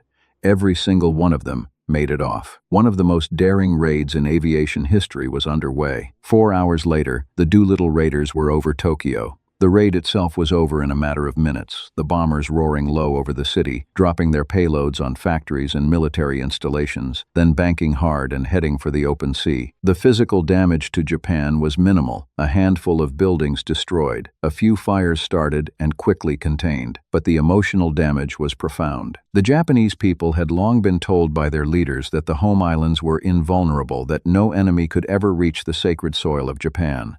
Doolittle and his 80 raiders proved that was a lie. The psychological shock rippled through the entire country. If American bombers could reach Tokyo, then nowhere was safe. Several hours later, the Americans were on course for the landing strips along the Chinese coast.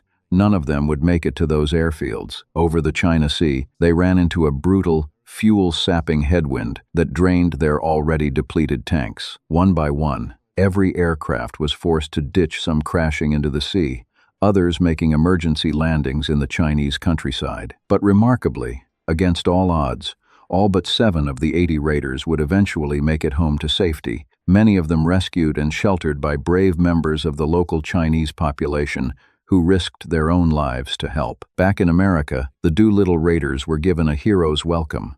Doolittle himself was promoted to general and became a national icon, the man who proved that America could strike back. The sleeping giant had shown its teeth, and the Doolittle raid was just the beginning, because what the raid truly proved was that the Japanese gamble at Pearl Harbor had failed. America was not defeated. America was not broken. America was furious, mobilized, and finally ready to unleash a whole new form of naval warfare, one that would transform the war in the Pacific entirely. By late spring of 1942, the United States war machine had geared up on a scale the world had never seen. It was a transformation so rapid and so total that it astonished even the Americans themselves. Across the country, civilian factories were converted to wartime production almost overnight. Aircraft production soared to numbers that would have seemed fantastical just 12 months earlier. Typewriter factories retooled their precision machinery to manufacture rifles. Automobile plants that had been turning out Fords and Chevrolets were now building Sherman tanks and Jeeps by the thousand. Shipyards that had been half empty during the Depression were now working 3 shifts around the clock, 7 days a week, in a desperate race to build aircraft carriers, the ships that everyone now understood would decide the outcome of the war. The industrial might of the United States, once it was fully unleashed, was a force that no nation on earth could match. And Japan, for all its military brilliance and territorial gains, was about to discover just how badly it had miscalculated the enemy it had chosen to fight. U.S. Secretary of the Navy Frank Knox spoke for millions of Americans when he announced, "You started this war. We are going to finish it." Tokyo's response to the Doolittle raid was swift and thorough. Hideki Tojo ordered his military planners to construct a defensive ring of land bases around the entire perimeter of Japan's new empire. The purpose was to protect Japan's vital supplies of natural resources above all, the oil that kept the war machine running.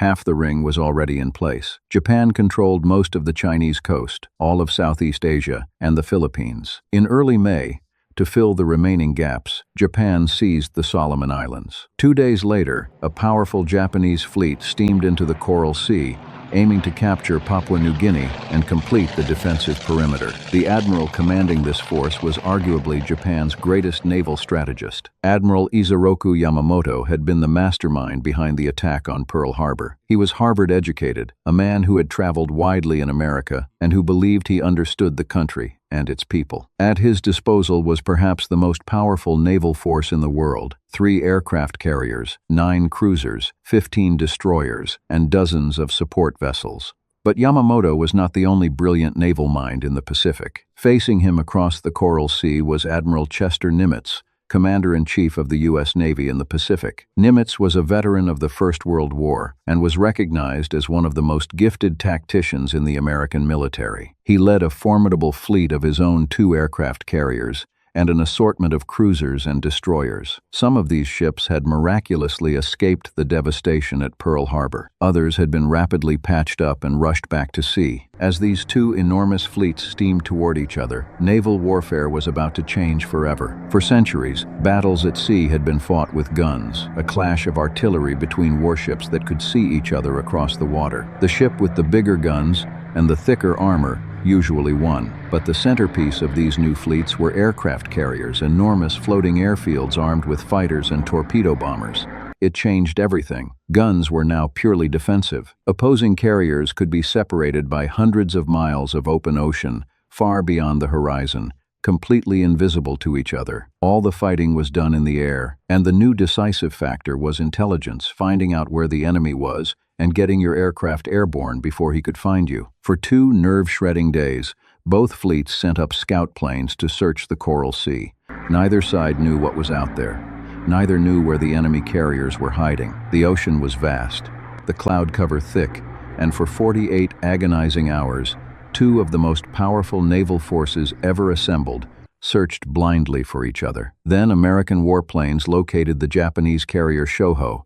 Nimitz ordered his dive bombers into the attack. 13,000-pound bombs slammed through the Shoho's flight deck, punching deep inside the ship and detonating in her aircraft hangars. Hours later, engulfed in flames, the Shoho sank beneath the waves. The Battle of the Coral Sea had begun. The following day, Yamamoto struck back with devastating force. Japanese scouts located the American carrier Lexington, one of the largest and most beloved ships in the U.S. Navy. Yamamoto sent up everything he had. The Lexington was soon hit by multiple torpedoes and bombs. Her smaller sister carrier, the Yorktown, was also struck. A single bomb penetrated 4 decks before exploding deep inside the ship, killing 37 men. But the Americans were hitting back.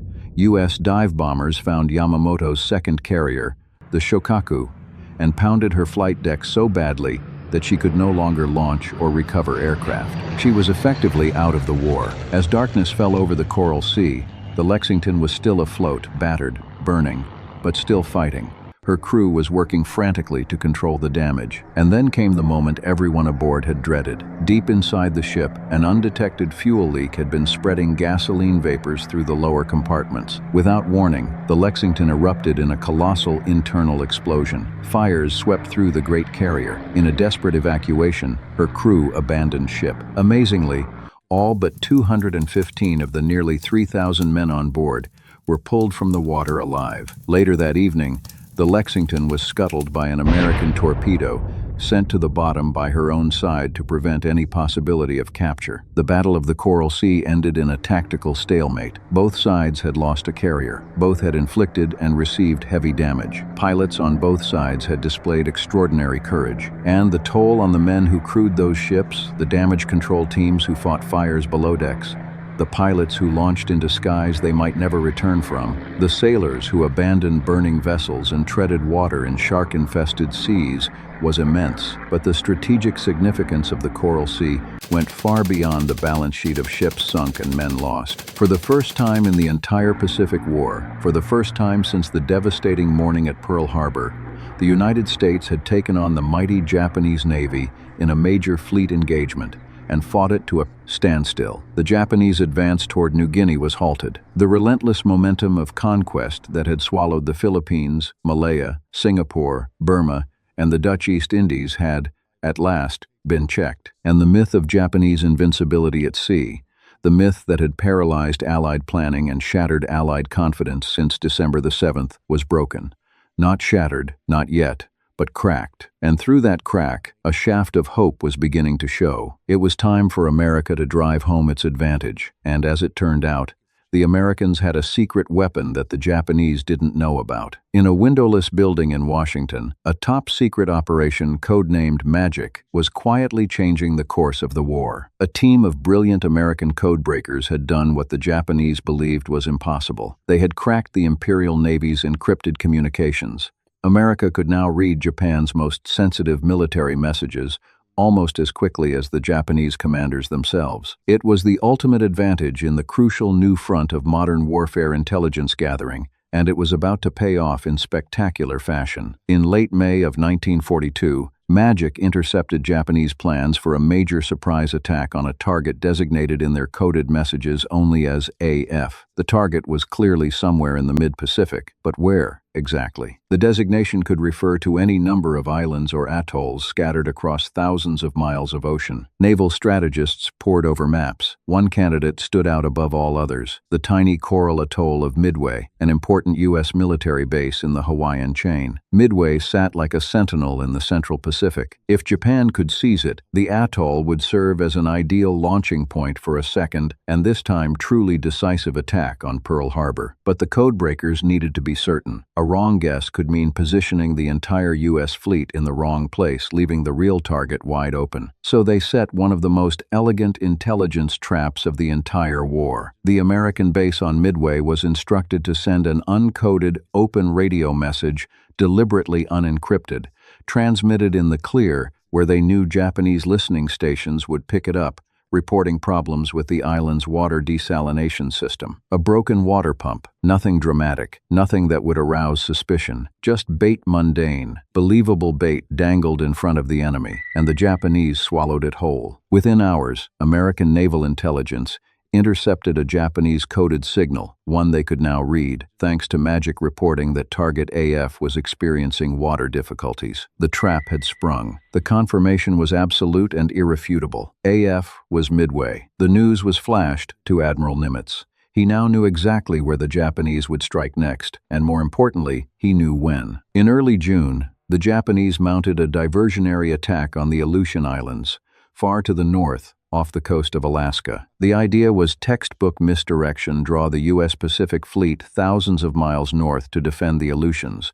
leaving the way clear for the Japanese to seize Midway unopposed. But Nimitz, armed with the codebreakers' intelligence, saw through the deception immediately. He ignored the Aleutian attack entirely and positioned his carriers northeast of Midway, hidden and waiting. The trap was set. On June the 4th, 1942, Japanese carriers launched a massive air attack on Midway, but the American base was ready. Fighters scrambled to meet the incoming wave, and anti-aircraft guns filled the sky with flak. It was not what the Japanese commander, Admiral Chuichi Nagumo, had been expecting. He had anticipated an easy, unopposed strike against an unsuspecting target. Instead, he found a base that was braced for the blow. Nagumo needed to adapt quickly. He had kept a number of aircraft in reserve aboard his carriers, armed with bombs and torpedoes specifically designed to attack enemy ships, a standard precaution in case American warships appeared unexpectedly. But now he needed every available plane to finish off Midway's defenses. He ordered his carrier crews to swap out the ship-killing armaments and reload the reserve aircraft with fragmentation bombs for a second strike on the island. It was a fateful decision, and fate was not finished with him.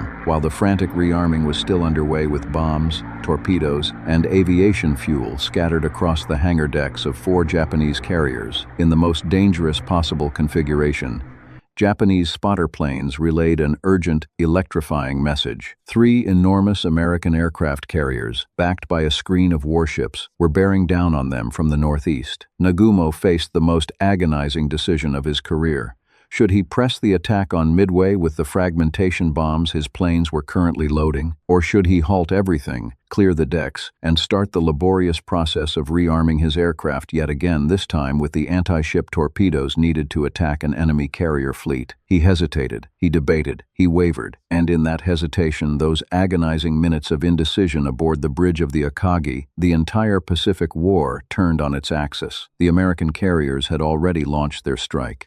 Wave after wave of U.S. aircraft bore down on the Japanese fleet. The first attacks by slow, vulnerable torpedo bombers flying low over the water at barely 200 feet were a catastrophe. These brave crews flew straight into a wall of anti-aircraft fire and swarming Japanese Zero fighters. Squadron after squadron was annihilated. Torpedo Squadron 8 from the Hornet lost every single aircraft, 15 planes, all shot down. Of the 30 men who flew that mission, only one survived, clinging to a seat cushion in the open ocean. Torpedo squadrons from the Enterprise and Yorktown fared little better. The planes were too slow, too low, too exposed. They had almost no fighter escort, and not a single one of their torpedoes found its mark. The sacrifice of those torpedo bomber crews was terrible and absolute.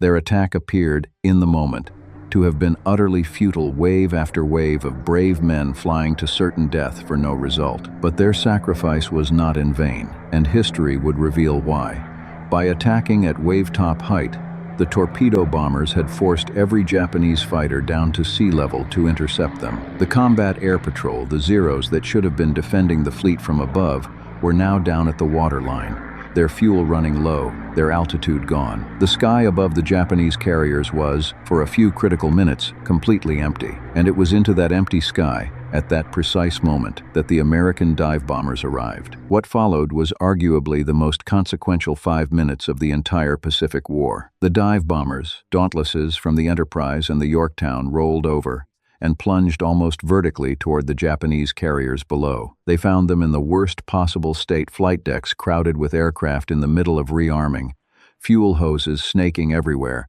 bombs and torpedoes stacked in the open, aviation gasoline pooling on the hangar floors. Within 5 minutes, just 300 seconds, American bombs turned 3 of Japan's largest and most powerful aircraft carriers into flaming, exploding wrecks. The detonations ripped through hangars packed with armed aircraft and volatile fuel, setting off chain reactions that no crew could hope to contain. Fires engulfed all 3 ships.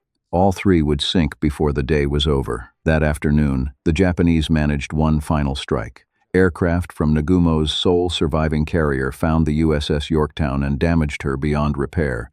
She too would eventually sink. But it was a hollow consolation for the Japanese, because later that same day, American bombers found Nagumo's 4th and final carrier and scored a devastating direct hit. She erupted into a blazing inferno, the last of Japan's strike force at Midway, burning on the open Pacific. The Battle of Midway was over, and the Japanese Imperial Navy had suffered the most catastrophic defeat in its entire history. 4 fleet carriers, the Akagi, the Kaga, the Soryu, and the Hiryu gone, sent to the bottom of the Pacific in a single day. Over 2,000 Japanese sailors killed, hundreds of irreplaceable veteran pilots, men who had spent years training, men who had attacked Pearl Harbor and swept through the Pacific with an aura of invincibility, lost forever. Months earlier, Japan had staked everything on a single, audacious strategy: push America out of the Pacific with a swift, decisive blow, destroy the fleet at Pearl Harbor, seize an empire stretching from the coast of China to the central Pacific,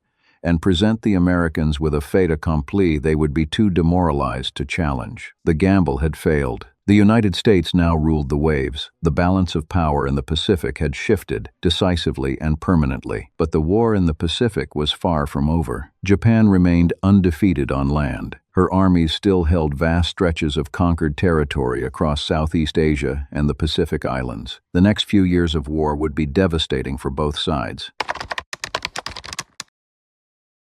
The Pacific Ocean, summer 1942, 6 months after Pearl Harbor, and the tides of war are shifting. An American victory at Midway has stripped Japan of its dominance of the waves. 4 Japanese aircraft carriers lie at the bottom of the ocean. The Imperial Navy, once the terror of the Pacific, has been dealt a blow from which it will never fully recover. For the first time since that terrible Sunday morning in Hawaii, the momentum belongs to the United States. But this epic war for supremacy in the Pacific is far from over. In fact, it is only just beginning. What lies ahead will be a campaign unlike anything in the history of warfare, a grinding, brutal advance across thousands of miles of open ocean, fought on coral atolls and volcanic islands that most Americans have never heard of. It will be a campaign defined by terrifying fanaticism on one side and extraordinary personal heroism on the other. It will test the endurance of every single man who fights it, and it will force the United States to answer a question that, in the summer of 1942, no one yet knows the answer to: does America have what it takes to endure and win? Because the enemy they are about to face will not behave like any enemy they have ever encountered. This is not the war in Europe, where armies clash across open fields and defeated soldiers raise white flags. In the Pacific, the rules are different. Here, surrender is not an option. Here, the fighting does not stop until one side is dead. And the Americans are about to discover that truth in the most violent way imaginable. The footage that survives from those years is haunting. Grainy, sun-bleached images of young Marines wading through chest-deep surf. Rare color film shot by the troops themselves, capturing moments of chaos and courage that official cameras never reached. Put together for the first time, these fragments tell a story that statistics alone never could. The human reality of what it meant to fight Japan, island by island, all the way across the Pacific. To understand what was about to unfold, you have to understand what Japan's attack on Pearl Harbor failed to accomplish. By the summer of 1942, it is clear that Japan's attempt at knocking America out of the war has failed. The sleeping giant is awake, the industrial machine is churning, and the United States' victory at the Battle of Midway has enabled America to assert dominance at sea. It is a shift in power that has the United States ready to strike back at Japan's empire. The question is where to begin. U.S. military planners, led by Army Chief of Staff George C. Marshall,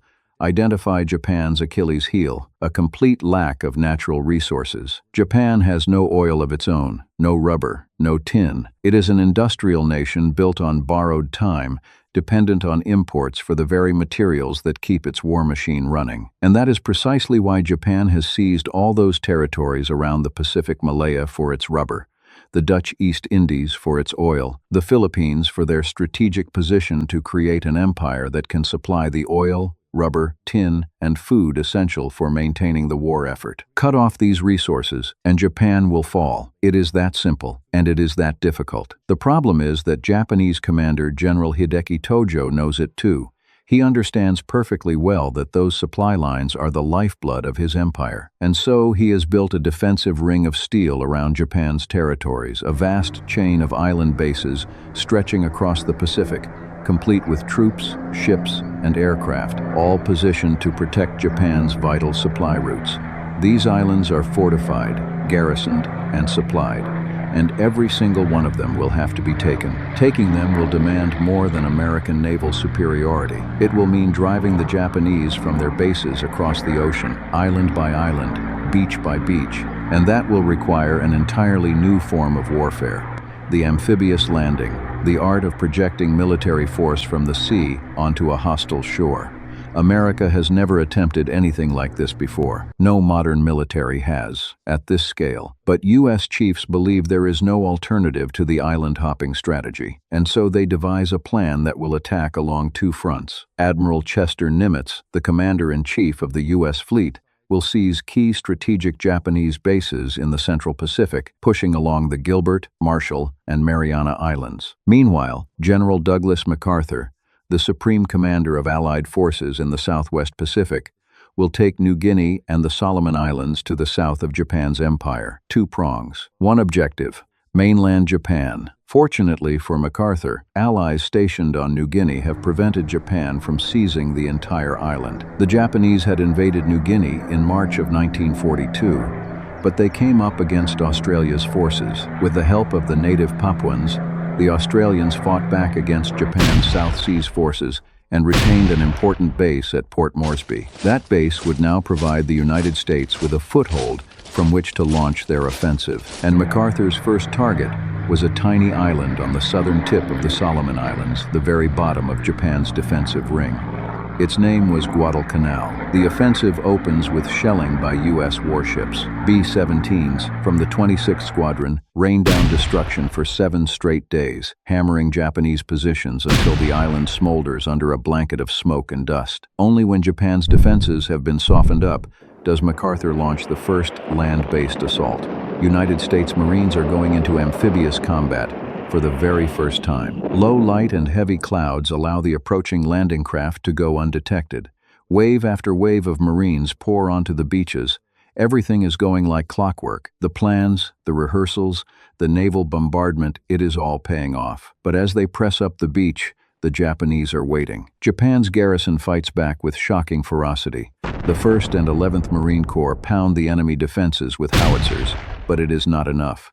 They are forced to get in close. And it is here, in the brutal intimacy of close combat, that the Americans make a discovery that will define the entire war in the Pacific. The Japanese are driven by a code of honor, a code that dictates it is better to die in battle or even to commit suicide than to surrender. What the Americans quickly discover is that this means they are in for a fight to the death every single time. Within hours, 10,000 U.S. troops reach land, outnumbering the enemy 5-1. As more heavy artillery and tank support arrives, MacArthur's optimism grows that he has the Japanese outgunned and outnumbered. Japan's 2,000-strong garrison is quickly overwhelmed. By 8 o'clock that evening, after just 14 hours of fighting, American troops secure their main objective, an airstrip on the north of the island.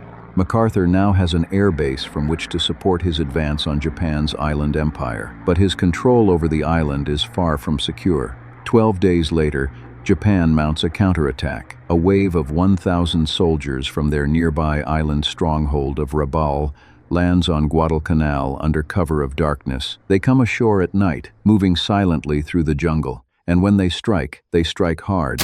American forces stand firm. Almost all of the Japanese who attack are killed, but they keep on coming. It does not matter how many fall. The reinforcements keep arriving. Wave after wave of Japanese soldiers pour onto the island, each one met with American fire, each one pressing forward regardless of the cost. It is as if they do not fear death, and the truth is, many of them do not. The fighting continues for 6 agonizing months. 6 months on a jungle island crawling with insects and disease, where the heat never breaks and the rain turns everything to mud. 6 months of patrols through undergrowth so thick you cannot see the man next to you. 6 months of night attacks, of mortar fire, of the constant gnawing fear that the next moment could be your last. It is a war of attrition in its purest and most terrible form, and when it finally ends, the toll is staggering. All remaining Japanese forces are evacuated from Guadalcanal by February the 7th, 1943. The battle for this one tiny island, an island that most Americans could not have found on a map 6 months earlier, costs the United States 7,100 lives. Japan's losses are a staggering 24,000. 24,000 men, dead on an island barely 90 miles long. The ratio tells its own story. The Japanese would rather die than retreat, rather die than surrender, rather die than admit defeat. Guadalcanal offers a bitter taste of the war of attrition that is to come. Every island from here to Tokyo will exact its toll. Every beach will be contested. Every victory will be measured not just in territory gained, but in the terrible arithmetic of lives spent. But Guadalcanal also provides something essential, a key foothold on the edge of the Japanese Empire. A secure airfield, a launch pad for MacArthur to start island hopping his way toward the ultimate goal, mainland Japan. The road is long, the cost will be high, but the first step has been taken. February 1943. With Guadalcanal under their control, U.S. chiefs can now begin the process of cutting Japan off from its supply of natural resources. The next target is Rabaul, on the island of New Britain. From Rabaul, Japan provides air and naval support to its supply routes across the southern Pacific. It is a fortress, and it is the key to Japan's grip on the region. But MacArthur's plan is not to capture Rabaul head-on. Instead, he intends to isolate it, cut it off, and it will cease to pose any military threat. The operation is codenamed Cartwheel, and it is ambitious in its scope. MacArthur will encircle Rabaul with a pincer maneuver. He himself will lead the western pincer from Port Moresby, pushing up the Japanese-occupied northern coast of New Guinea. The eastern pincer, commanded by Admiral William Bull Halsey, will start from Guadalcanal and move north through the Japanese-controlled Solomon Islands. From these 2 points, the U.S. Navy can complete the encirclement and strangle Rabaul into irrelevance. As with Guadalcanal, Cartwheel begins with intense aerial bombardment and shelling. American bombers plaster the target islands for days before the landing craft go in. Then the Marine and Army units assault the beaches, but this time, the Japanese are ready. They unleash heavy mortar, sniper, and machine gun fire from the moment the Americans hit the shore. The sand erupts around the landing troops. Men fall before they take 3 steps. As the U.S. presses inland, leaving the relative exposure of the beach for the claustrophobic darkness of the jungle, Japanese resistance becomes even stronger. The enemy are well dug in, concealed in a network of pillboxes, caves, and underground bunkers that have been prepared for months. Some of these positions are virtually invisible until you are standing on top of them. American forces have to get in close dangerously, terrifyingly close a task for grenades and flamethrowers. The flamethrower operators, in particular, bear an extraordinary burden. They carry pressurized tanks of jellied gasoline on their backs, making them prime targets for enemy snipers. They advance toward bunker openings and send streams of liquid fire into the darkness. It is medieval in its horror, and it is the only way to clear these positions. Still, even in the face of flamethrowers and overwhelming numbers, the Japanese soldiers stay true to the samurai code of honor. Rather than surrender, they mount suicide charges, screaming "Banzai," a word meaning 10,000 years, a wish for the emperor's eternal reign as they rush headlong into American gunfire with bayonets fixed. Some tie grenades to their bodies and throw themselves into groups of American soldiers. Every island, every ridge, every stretch of jungle becomes a killing ground. There is no safe ground. There is no rear area. There is only the relentless, grinding advance through an enemy that will not stop. But as the combat continues, U.S. troops face a new enemy, one that no amount of firepower can defeat. The jungle terrain on these islands is riddled with disease. Soldiers fall prey to dysentery, scrub typhus, and worst of all, malaria. The heat is suffocating. The humidity rots everything: boots, clothing, morale. In fact, across the entire war in the Pacific, malaria claims more American casualties than the Japanese do. It is a grim irony. The land itself is trying to kill them. But despite the appalling jungle conditions, the U.S. advantage in numbers tips the balance. Japanese fanatical bravery is no match for America's military might. Its industrial capacity to produce ships and planes and tanks faster than Japan can produce soldiers to destroy them. It is a war of math as much as courage, and the math is relentless. It takes 9 bloody months of conflict, but eventually the 2 pincers of Operation Cartwheel close around Rabaul like the jaws of a vice. American casualties run into the tens of thousands killed, wounded, and felled by the jungle itself. But the Japanese losses are almost beyond comprehension. More than 150,000 killed. 150,000. It is a number that speaks to the absolute refusal of Japanese forces to withdraw, to retreat, to live, to fight another day. They stay and they die, every one of them. Operation Cartwheel has done its job. Rabaul, along with its garrison of over 100,000 men, is now isolated, cut off from supply, cut off from reinforcement, cut off from relevance. It will play no further part in the war. The 100,000 Japanese soldiers marooned there will spend the remainder of the conflict growing their own food and waiting for a rescue that will never come. Meanwhile, vital resources, including oil from the Dutch East Indies and rubber from New Guinea, are successfully cut off from mainland Japan. The noose is tightening, and the United States is learning, with each island and each campaign, how to fight this new kind of war. Meanwhile, to the east, Admiral Chester Nimitz and the U.S. fleet are preparing to attack Japan's empire on a second front. Operation Galvanic aims to drive the Japanese off the Gilbert and Marshall Islands. These outposts provide vital military support to Japan's supply routes in the Central Pacific, and the campaign's first target is the island of Tarawa. It starts with by now tried and tested tactics: a naval and air bombardment from the Fifth Fleet, meant to pound the island into submission before a single Marine sets foot on the beach. The shelling is enormous. Ships lined up on the horizon pour fire onto a spit of land barely 2 miles long. Surely, the commanders reason, nothing can survive this. Then the 2nd Marine Division heads for the shore. But this time, America's lack of experience in amphibious warfare is exposed in the cruelest possible way. The troops land at low tide. The water is shallow, far shallower than anyone anticipated. Intelligence had failed to account for the reef that surrounds Tarawa, a shelf of jagged coral that sits just below the surface at low water. The landing craft grind to a halt on the reef, hundreds of yards from shore. They cannot go forward, they cannot go back, and the Marines inside know that staying put means death. They are forced to leave their boats and wade in, with water up to their waists and sometimes their chests, razor-sharp coral reefs slicing their boots and legs, completely exposed to enemy fire from the island. Japanese machine guns open up from fortified bunkers along the shoreline. Hundreds of Marines are cut down before they ever reach dry land. Some drown, pulled under by the weight of their equipment. The water around them turns red. It is a catastrophe, and the battle has barely started. Those who make it to the beach find themselves pinned down behind a seawall barely 4 feet high. In front of them, Japanese positions bristle with guns. Behind them, the lagoon is full of their dead and wounded comrades. There is nowhere to go but forward. Meanwhile, the bulk of Japan's 4,700-strong garrison is waiting inland. They have survived the naval bombardment. Their bunkers, built from reinforced concrete and coconut logs packed with sand, have absorbed the shelling that was supposed to destroy them. They are outnumbered by the invading Americans, 7-1, but every one of them is ready to die for their emperor. They have been told that surrender is not an option, that death in battle is the highest honor a soldier can achieve.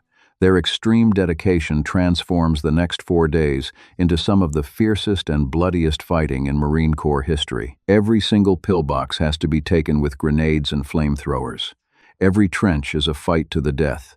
Every position is held until the last defender falls. The Marines advance in increments measured in yards, sometimes in feet, each foot paid for in blood. By the time the island of Tarawa is secure, 1,700 American lives have been lost in just 96 hours. And out of the entire Japanese garrison, 4,700 men, only 17 allow themselves to be captured alive. 17 out of nearly 5,000. The rest choose death over surrender. They fight until they are killed, or they take their own lives when the position is lost. It is a statistic that sends a chill through every American commander who reads it, because it confirms what Guadalcanal suggested. This enemy will not stop, will not yield, will not negotiate. The only way to take an island held by Japanese forces is to kill virtually every defender on it, and there are hundreds more islands to go. But the Japanese are unable to halt the American charge. Nimitz's forces continue to steam north. By February the 22nd,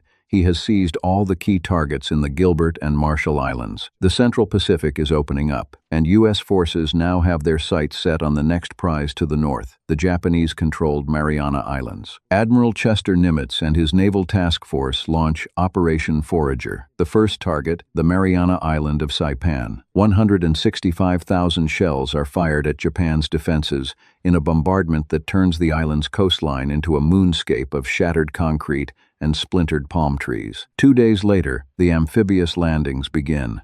8,000 Marines of the 2nd and 4th Divisions are ashore by early morning. The fighting follows a by now familiar pattern: fierce resistance from entrenched Japanese defenders. Every yard of ground contested, every position taken at a cost. But this time, the Japanese have a surprise. They do not just have ground troops in the fight. They call up their navy. A huge carrier fleet, including 5 fleet carriers and 4 light carriers, advances into the Philippine Sea. The aim is to cut the U.S. troops on Saipan off from their supporting ships and turn the tide of the battle. It is a bold gamble, but there is a fatal flaw in the Japanese plan. Most of their experienced pilots were lost at the Battle of Midway. The men climbing into those cockpits are rookies. A first wave of just 61 Zero fighters takes off from the Japanese carriers. They climb into the Pacific sky, their engines straining, their pilots gripping the controls with white knuckles. Nimitz scrambles 220 F-6F Hellcat fighters to intercept. These are America's most advanced fighter planes, faster, more heavily armed, and better armored than anything the Japanese can put in the air. Their pilots are battle-hardened veterans who have been flying combat missions for months, men who know their aircraft inside out and who have faced Japanese fighters before and won. Against them, the Japanese rookies have barely enough experience to maintain formation, let alone survive a dogfight. It is men against boys, and the result is a massacre. Outnumbered and outgunned, Japan's Zeros are mercilessly blasted from the sky. Hellcats swoop through the Japanese formations like hawks through a flock of sparrows. The Japanese launch another wing of 120 aircraft, desperately hoping that sheer numbers will overwhelm the American defenses. They do not. And then another 47 Japanese planes take off, and they too are torn apart. Wave after wave, each one met with the same devastating result. The Pacific sky becomes a graveyard of falling aircraft, trails of smoke and fire streaking toward the ocean below. By nightfall, U.S. losses stand at just 29 planes. Japan's losses are almost 400 aircraft, along with the irreplaceable pilots who flew them. The American pilots, maintaining their dark humor even amid the carnage, give the battle a name that will stick: the Great Marianas Turkey Shoot. The nickname is grimly apt. At sea level, the battle is just as one-sided. U.S. submarines torpedo and sink 2 Japanese aircraft carriers. In less than 24 hours, the Imperial Japanese fleet is routed. They lose 3 carriers and almost 600 aircraft in total. This crushing blow means that Japan can no longer compete in carrier-based warfare. The Battle of the Philippine Sea is an important American victory and a catastrophe for the Imperial Navy. Back on Saipan, the conflict plummets to new depths of horror. But it is not the banzai charges that shock the U.S. troops.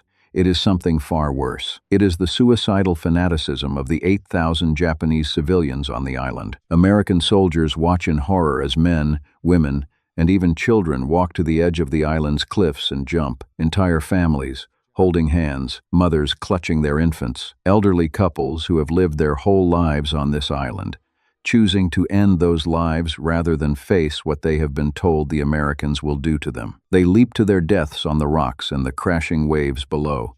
Some hesitate at the edge, and Japanese soldiers behind them push them forward. Others go willingly, even eagerly, as if this is the most natural thing in the world. U.S. troops shout through loudspeakers, begging them to stop. They plead in Japanese. They promise safety, food, medical care. But the propaganda has done its work. The civilians have been told that the Americans are savages, that capture means torture and dishonor, that death is the only honorable path, and so they jump. Some throw themselves into the sea instead. The Marines can do nothing but watch as hundreds of civilians perish before their eyes. The cliffs where this happened would later be named Suicide Cliff and Banzai Cliff. They stand as memorials to this day, monuments not to courage, but to the terrible power of ideology over human instinct. The message to America is chillingly clear. To beat Japan, the United States will not just have to overcome a vast army. They will have to overcome an entire nation that will never surrender. Men, women, children, all of them prepared to die rather than submit. It is a realization that changes the calculus of the entire war. How can you defeat an enemy that simply will not back down? How do you bring peace to a people who have been taught that peace is dishonor? These are the questions that haunt the American command as the summer of 1944 wears on, and no one has a good answer. Summer 1944. America is winning the war in the Pacific. Island by island, base by base, Japan's empire is being rolled back. The defensive ring of steel that Tojo built is cracking, but the cost in human life is horrifying. U.S. losses stand at around 46,000 men dead, not just wounded. 46,000 families who have received the telegram they dreaded. 46,000 empty chairs at dinner tables across America. Japan's losses are massive, over 300,000. And mainland Japan itself is beginning to feel the squeeze. Deprived of natural resources by the American advance, the Japanese war effort is faltering. Food is in short supply. Japan's agricultural and transport infrastructures are disintegrating under the strain. Factories that once churned out aircraft and munitions are running short of raw materials. Ordinary Japanese civilians are going hungry. And yet, despite all of this, the war seems no nearer to ending. Japan shows no sign of surrendering, no sign of negotiating, no sign of anything other than absolute, total, unwavering resistance. This is the paradox that American leaders now face. They are clearly winning, but they have no idea how to finish. In the U.S. High Command, an argument is underway that will shape the rest of the war. Chief of Naval Operations Admiral Ernest J. King argues that the war could be brought to a swift end by moving the fleet west from the Marianas to the island of Formosa, modern-day Taiwan. From Formosa, Japan's home islands would be within easy striking range of U.S. heavy bombers. King's plan is bold and efficient. It would mean bypassing most of the remaining Japanese bases across the Pacific, leaving them undefeated but isolated, withering on the vine while American bombers pound the Japanese homeland into submission. General MacArthur has other ideas. The U.S. Supreme Commander in Southeast Asia makes his case directly to President Roosevelt, arguing passionately that America must continue with his island-hopping strategy. In particular, he insists the United States must drive the Japanese off the Philippines. This approach, he argues, will provide bigger and better-equipped bases than Formosa from which to launch bombing raids and consolidate America's stranglehold on Japan. The Philippines offer harbors, airfields, and infrastructure that a small island like Formosa simply cannot match. But there is something else driving MacArthur, something deeply personal. When he was driven off the Philippines by the Japanese in December of 1941, forced to flee under cover of darkness while his men fought on without him, he had made a promise. Standing on the dock in Australia, he had looked at the cameras and said 3 words that would follow him for the rest of the war: "I shall return." He had promised the Filipino people that he would come back for them. And Douglas MacArthur, whatever his flaws, is a man who means to keep his promises. On July the 26th, 1944, President Roosevelt backs MacArthur's plan. It is a decision that will prove fateful for hundreds of thousands of people. As preparations for the campaign begin, MacArthur deliberates where to make his first assault. He targets the island of Leyte in the southern Philippines. The general launches amphibious landings, and ever the expert in public relations is filmed striding ashore with his troops, showing the folks back home that he has indeed returned. It is a moment crafted for the cameras, but the symbolism is real. MacArthur is back. By now, America is accomplished at amphibious landings. Within hours, the Sixth Army establishes an 18-mile-long beachhead from which to begin their advance inland. But the Japanese High Command know they have to try something different to break the cycle of American success. They gamble everything and mobilize all their remaining major naval vessels. They call it Operation Show, meaning victory. The plan is audacious: lure America's naval support away from the ground troops on Leyte, then destroy the unprotected landing force. The Imperial fleet is split into 3. One convoy advances through the San Bernardino Straits to the north, another pushes through the Surigao Straits to the south, and the third Japanese convoy, including the Imperial Navy's last 4 aircraft carriers, approaches the Philippines from the northeast. The carriers are the bait. On October the 23rd, the northern convoy of Operation Show is spotted. Admiral Halsey, commander of the 3rd Fleet, intercepts. The following morning, he scrambles aircraft to attack the Japanese convoy. The Japanese come under fire but then turn and retreat. It is a trick designed to lead Halsey on, and he takes the bait, heading straight toward the Japanese carriers to the northeast and away from Leyte. Meanwhile, to the south, Admiral Kinkaid heads out to intercept the 2nd Japanese convoy approaching through the Surigao Straits. Japan's plan is working. Just a few U.S. vessels remain to support the landing on Leyte. Now, under the cover of darkness,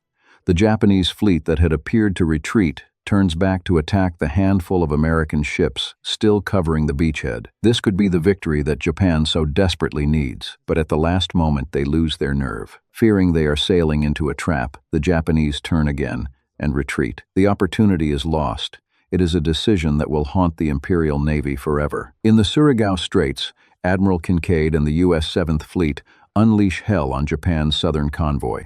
3 Japanese destroyers and 2 battleships are sunk. To the northeast, Admiral Halsey and the 3rd Fleet reach the 4 remaining Japanese carriers. Having lost most of their aircraft and pilots in the Marianas, Japan's carriers are sitting ducks. All four are sunk. The Battle of Leyte Gulf is the largest naval engagement in history, and it should be the final knockout blow against the Japanese Imperial Navy. But Japan believes it can still strike back against the U.S. fleet, and it does so with a terrifying tactic that takes its fanaticism to a whole new level. The Imperial High Command calls for volunteers to form a new aerial strike force. They are called Kamikaze, meaning divine wind, and they are required to make the ultimate sacrifice in the name of their emperor. In the fall of 1944, the first kamikaze pilots drink sake in a solemn ceremony before climbing into their aircraft, each one laden with fuel and explosives. They wear white headbands emblazoned with the rising sun. Some write final letters to their parents. Others sit in quiet meditation. They are, for the most part, young men, boys, really barely out of their teens, and they know they will not be coming back. Their targets are America's aircraft carriers and warships, supporting the troops on Leyte. They will use their planes as guided missiles, diving them straight into the decks of American ships. U.S. fighters and anti-aircraft guns respond to the threat. The sky over the Philippine Sea erupts in tracers and flak. Some kamikazes are blown apart before they reach their targets, trailing smoke and flame as they spiral into the ocean. Others miss, clipping masts or splashing into the water alongside their targets in plumes of spray. But a direct hit is devastating. When a kamikaze strikes a ship, the combined force of the aircraft, its fuel, and its explosives creates an inferno. The escort carrier St. Lo takes a direct hit and sinks, killing 100 Americans. It is a new kind of terror, an enemy who turns himself into a weapon, who considers his own death not a tragedy, but a triumph. For the American sailors who witness these attacks, the psychological impact is immense. There is something deeply unsettling about an enemy who flies straight at you and does not flinch, does not swerve, does not try to escape. The kamikazes ask a question that haunts every man on those ships. What do you do against someone who wants to die? How do you defend against a weapon that has already accepted its own destruction? As horrific as these attacks are, they are not enough to turn the tide of the war. Out of some 2,600 kamikaze sorties over the course of the campaign, only 19% hit their targets, sinking fewer than 40 U.S. ships. The kamikazes are terrifying. They are tragic, but they are not decisive. They change the nature of the fear, but they do not change the outcome. Back on Leyte, ground forces face off against Japanese defenses across the island. The terrain is brutally difficult: mountains, dense jungle, rivers swollen by seasonal rains that turn roads into rivers of mud. Attritional warfare continues for 2 solid months. The Japanese fight from prepared positions in the highlands, launching counterattacks at night, infiltrating American lines, making every advance a grinding, exhausting ordeal. Supplies have to be carried by hand through mud that sucks the boots off men's feet. The wounded have to be carried out the same way. But once again, Japan's determination is no match for America's sheer weight in numbers. The Japanese on Leyte are outnumbered 4-1, and their supply lines have been severed by the destruction of the Imperial Navy. On New Year's Eve, 1944, General MacArthur's men finally capture Leyte. The campaign is declared over. Almost the entire Japanese force of 50,000 lies dead. 50,000 men who fought to the bitter end, who held their positions until they were overrun, who charged into American machine guns rather than wave a white flag. The island is taken. The cost is paid, and now MacArthur can turn his attention to the main prize, the Philippine island of Luzon, the heart of the archipelago, and the gateway to Manila. Early in the new year, over 100,000 troops of the 6th Army Division land on the south coast of Luzon. The landings are relatively unopposed. The Japanese garrison is poorly equipped and is no longer receiving air or naval support or reinforcements from Japan. They are no match for America. Forced to fall back to mountain strongholds, the Japanese retreat inland. As U.S. reinforcements pour onto Luzon, MacArthur heads straight for the capital, Manila. After just 2 weeks of close-quarter combat, his troops are just 60 kilometers from the city. They retake the major U.S. airbase of Clark Field, which had fallen to Japan in 1941. With Manila in his sights, it looks as if General Douglas MacArthur is about to make good on his promise to liberate the Philippines. The 1st Cavalry Division takes the bridge over the Tullahan River, and on February the 3rd, the U.S. enters the capital city of Manila. But what awaits them is not the jubilant liberation they expect. It is a nightmare. The Japanese hold Manila's historic architecture in high esteem. To preserve it, General Yamashita gives orders to withdraw completely from the city. It is, by the brutal standards of this war, a humane decision, but a garrison commander named Sanji Iwabuchi defies the order. Along with 20,000 men, Iwabuchi swears to uphold the Japanese imperial code of honor and defend the city to the death. What follows is the first and fiercest example of urban warfare in the Pacific Theater. American soldiers inch through the capital block by block, room by room. Every intersection is a potential kill zone. Every window might conceal a sniper. They face machine gun nests set up in government buildings, hidden artillery pieces positioned in parks and plazas, and booby traps wired to doorways and furniture. The Japanese defenders know this city, and they use every inch of it. The historic city of Manila, once called the Pearl of the Orient, is reduced to rubble. Beautiful colonial churches,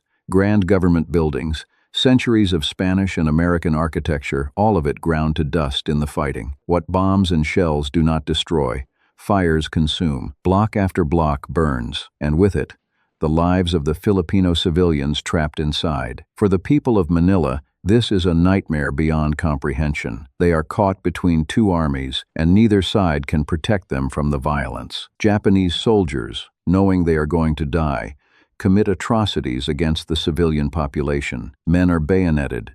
Women are assaulted. Entire neighborhoods are set ablaze with their residents still inside. It is a rampage of destruction that defies military logic. It serves no strategic purpose. It is simply the rage of men who know they are doomed, turned upon the helpless. After a month of fighting, U.S. forces drive Iwabuchi and his remaining troops into the historic center of the city, known as Intramuros. The ancient walled city, built by the Spanish 400 years earlier, becomes the site of their last stand. American soldiers unleash a 140-gun artillery barrage on the stronghold. The walls that had stood for centuries crumble under the onslaught. U.S. troops then assault the position. The battle is brutal, lasting 3 days, hand-to-hand fighting in the ruins. Every doorway a potential ambush, every pile of rubble hiding a defender. And then, at dawn on the 26th, Iwabuchi and his officers commit seppuku, the Japanese act of ceremonial suicide. Rather than surrender, they take their own lives. The battle for Manila is finally over by March the 3rd. American losses stand at 1,000, Japan's at 17,000. But it is the third number that haunts everyone who was there. Over 100,000 Filipino civilians lie dead. Many of them were not killed by American bombs or Japanese bullets. They were massacred by the Japanese. It is the highest death toll of any battle in the Pacific Theater. MacArthur has kept his promise to return, but the price is devastating beyond measure. The battle for the Philippines will continue for 5 more months after the fall of Manila, as the U.S. is forced to weed out pockets of Japanese defenders dotted around the islands, holdouts in the mountains, snipers in the jungle, soldiers who will not quit. When it is finally over, the Philippine campaign has cost America around 14,000 dead, and almost 50,000 wounded. Japan has lost almost 350,000 soldiers' lives. The numbers are almost incomprehensible. Strategically, the campaign has been a success. Japan's navy has been crushed. Its last supply lines to sources of oil and food have been severed. The empire that Tojo built to sustain the war effort is crumbling.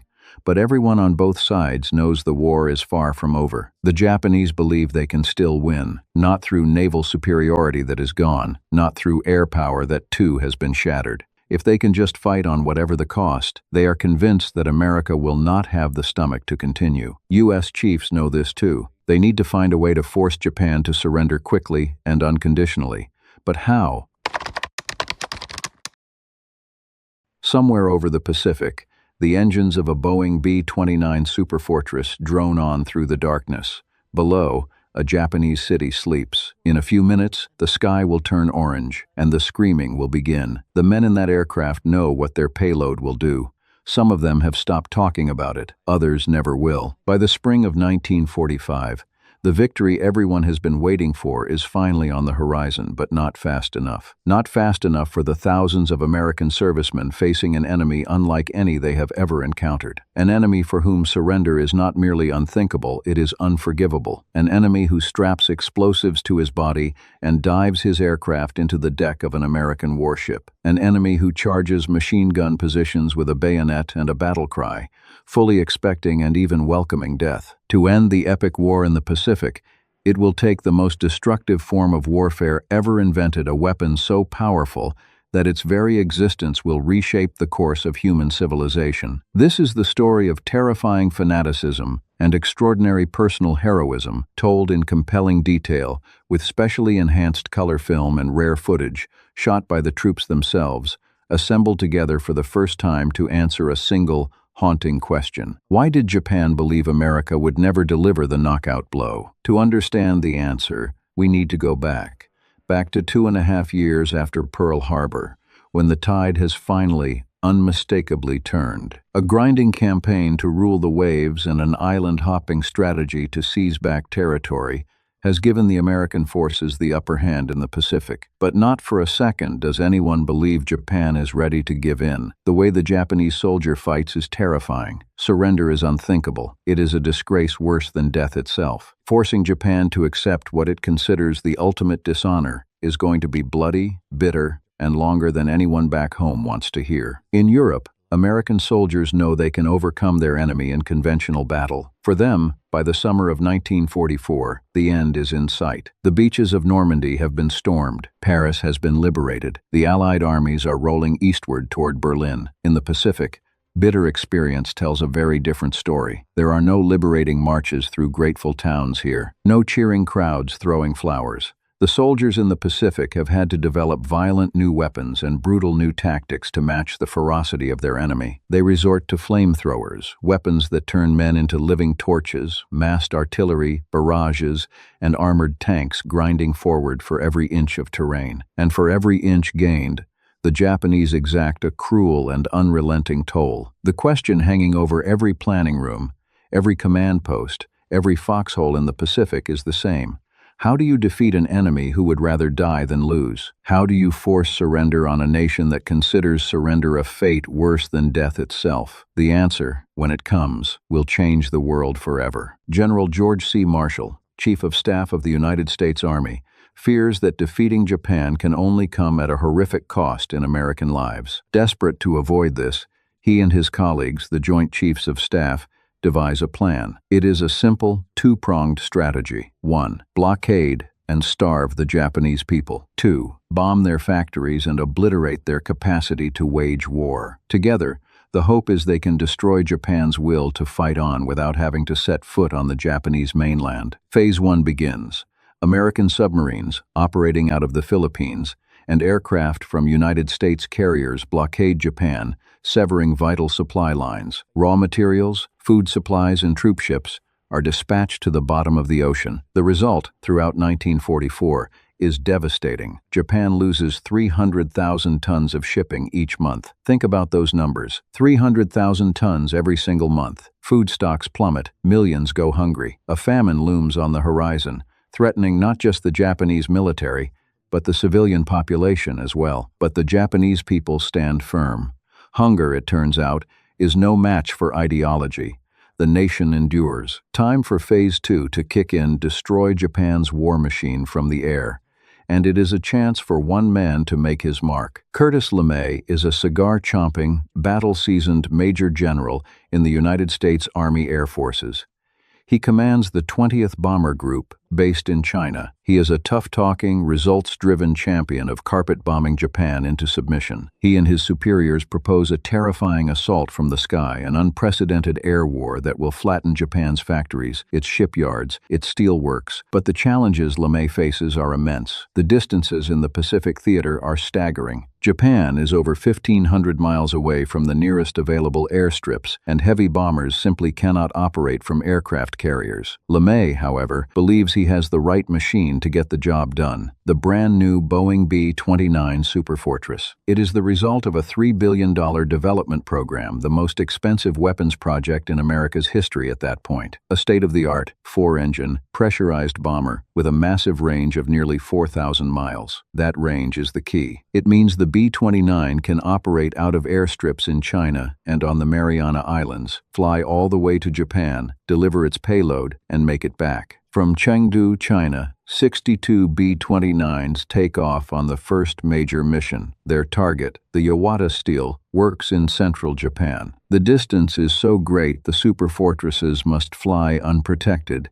without fighter escort. This forces the bombers up to high altitude, where Japanese fighters will have difficulty reaching them. Each B-29 will drop its payload of 8 500-pound high-explosive bombs from 30,000 feet. The goal is straightforward: flatten the steelworks and cripple Japan's ability to build weapons. But the attacks are from so high up that they miss their targets entirely. Japan's powerful jet stream winds, screaming across the upper atmosphere at speeds of up to 200 miles per hour, blow the bombs far off course. Payloads that should be landing on factory roofs are instead cratering open farmland miles from their intended targets. It is a deeply disappointing debut for the multi-billion-dollar airplane, the most expensive weapons system America has ever produced, and it cannot hit what it is aiming at. And the B-29's accuracy does not improve with additional raids in the weeks ahead. Mission after mission yields the same dismal results: craters in empty fields,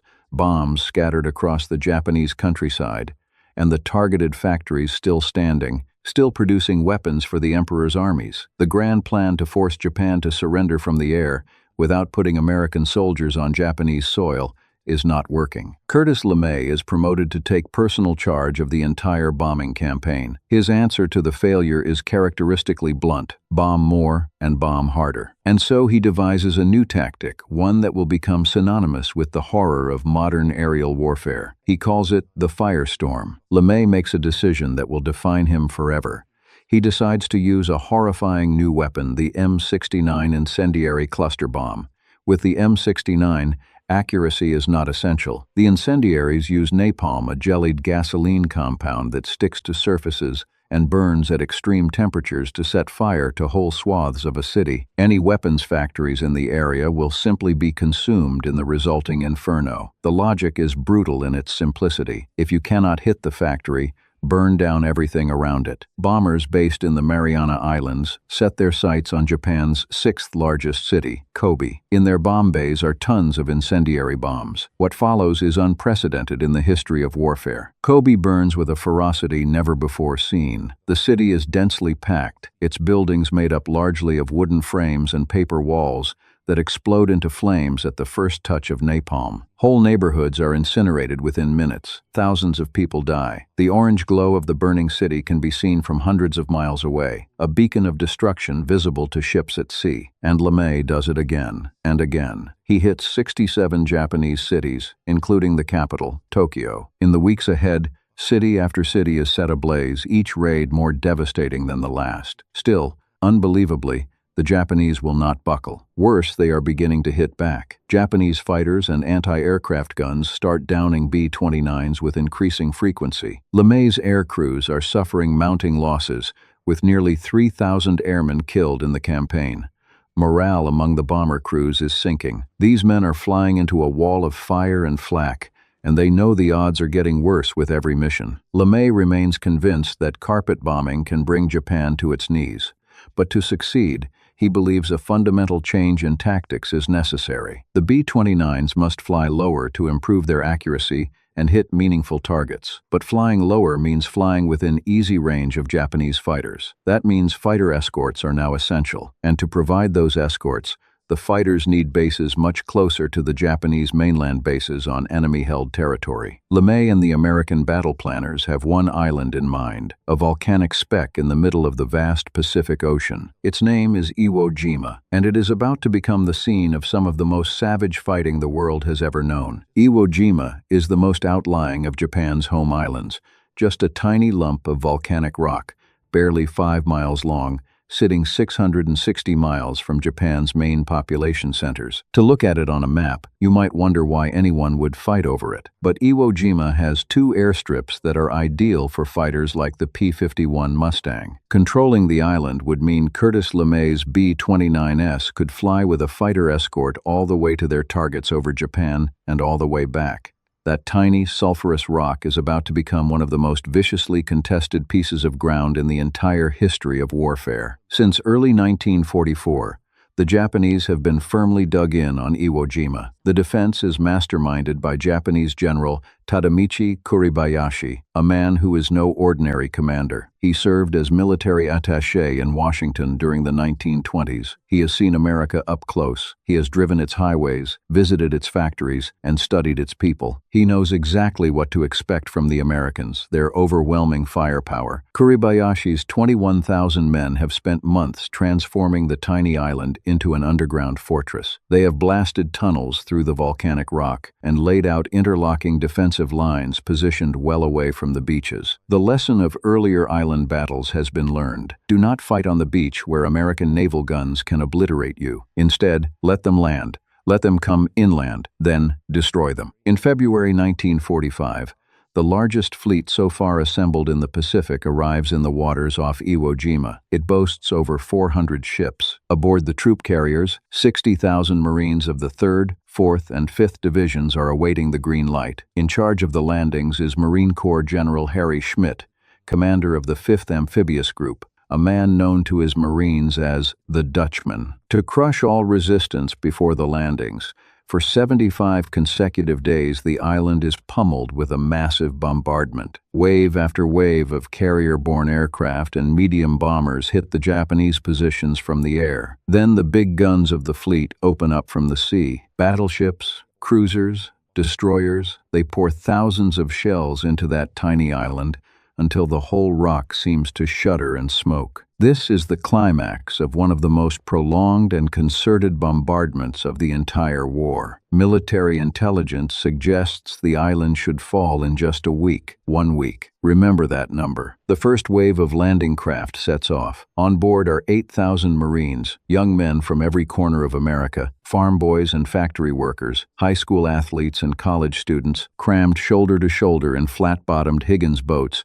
that buck and slam against the Pacific swells. Many of them are seasick. All of them are afraid, though few will ever admit it. They are about to find out whether 75 days of bombardment has done its job. As the Marines hit the beach, there is nothing. No gunfire, no explosions, no reply from the Japanese. An eerie silence hangs over the black volcanic sand. It seems the bombardment has worked. Some of the Marines allow themselves a moment of cautious relief, and then the world erupts. The Japanese defenders had been hiding deep underground during the entire 75-day bombardment, waiting in their tunnels and bunkers for this exact moment. Now they burst out of concealed positions, pouring machine gun fire, mortar rounds, and artillery shells onto the exposed Marines on the beaches. The carnage is immediate and devastating. Over 500 Marines die on the beaches in the opening hours alone. As the hours pass, the Marines recover from the initial shock and gradually push inland through the soft, treacherous volcanic ash that sucks at their boots with every step. By the end of the first day, 30,000 Marines are ashore, but the real fight, the fight that will define Iwo Jima, is only beginning. Over the next 3 days, the fighting is savage and relentless as the Marines battle their way toward the island's most visible landmark, the 550-foot volcano, Mount Suribachi. The volcano dominates the entire island. From its summit, the Japanese have a commanding view of every beach, every airstrip, every square foot of ground below. Controlling Suribachi means controlling Iwo Jima. It sits just a quarter of a mile from the landing beaches, close enough to see with the naked eye, but the Marines must fight their way up its steep, cave-riddled mountainsides against defenders who would rather die than yield a single foot of ground. On February the 23rd, 1945, the most iconic moment of any war is captured on film. A group of Marines raises the stars and stripes on the summit of Mount Suribachi. In fact, a different group of men are the first to plant a flag on the peak, but the moment is restaged later for the benefit of an Associated Press photographer named Joe Rosenthal. He creates the image that will come to immortalize the Pacific War. 6 men straining to raise a flagpole against a gray sky. An image of defiance and determination that will be reproduced on postage stamps, war bond posters, and the Marine Corps War Memorial in Arlington. It is an unforgettable scene, but it is not the end of the battle, not by a long way. Combat continues for another 21 brutal days because the Japanese refuse to surrender. Marines fan out across the island, fighting cave by cave, tunnel by tunnel. They fend off suicidal banzai charges, waves of Japanese soldiers hurling themselves at American lines with bayonets fixed and no intention of returning alive. Flamethrowers are brought in to burn out the last of the island's defenders from their underground positions. The stench of sulfur and death hangs over everything. 36 days after it all began, Iwo Jima is finally declared secure, not 1 week, as intelligence had predicted. 36 days. The Americans have the staging post they so desperately need for their air war against the Japanese homeland.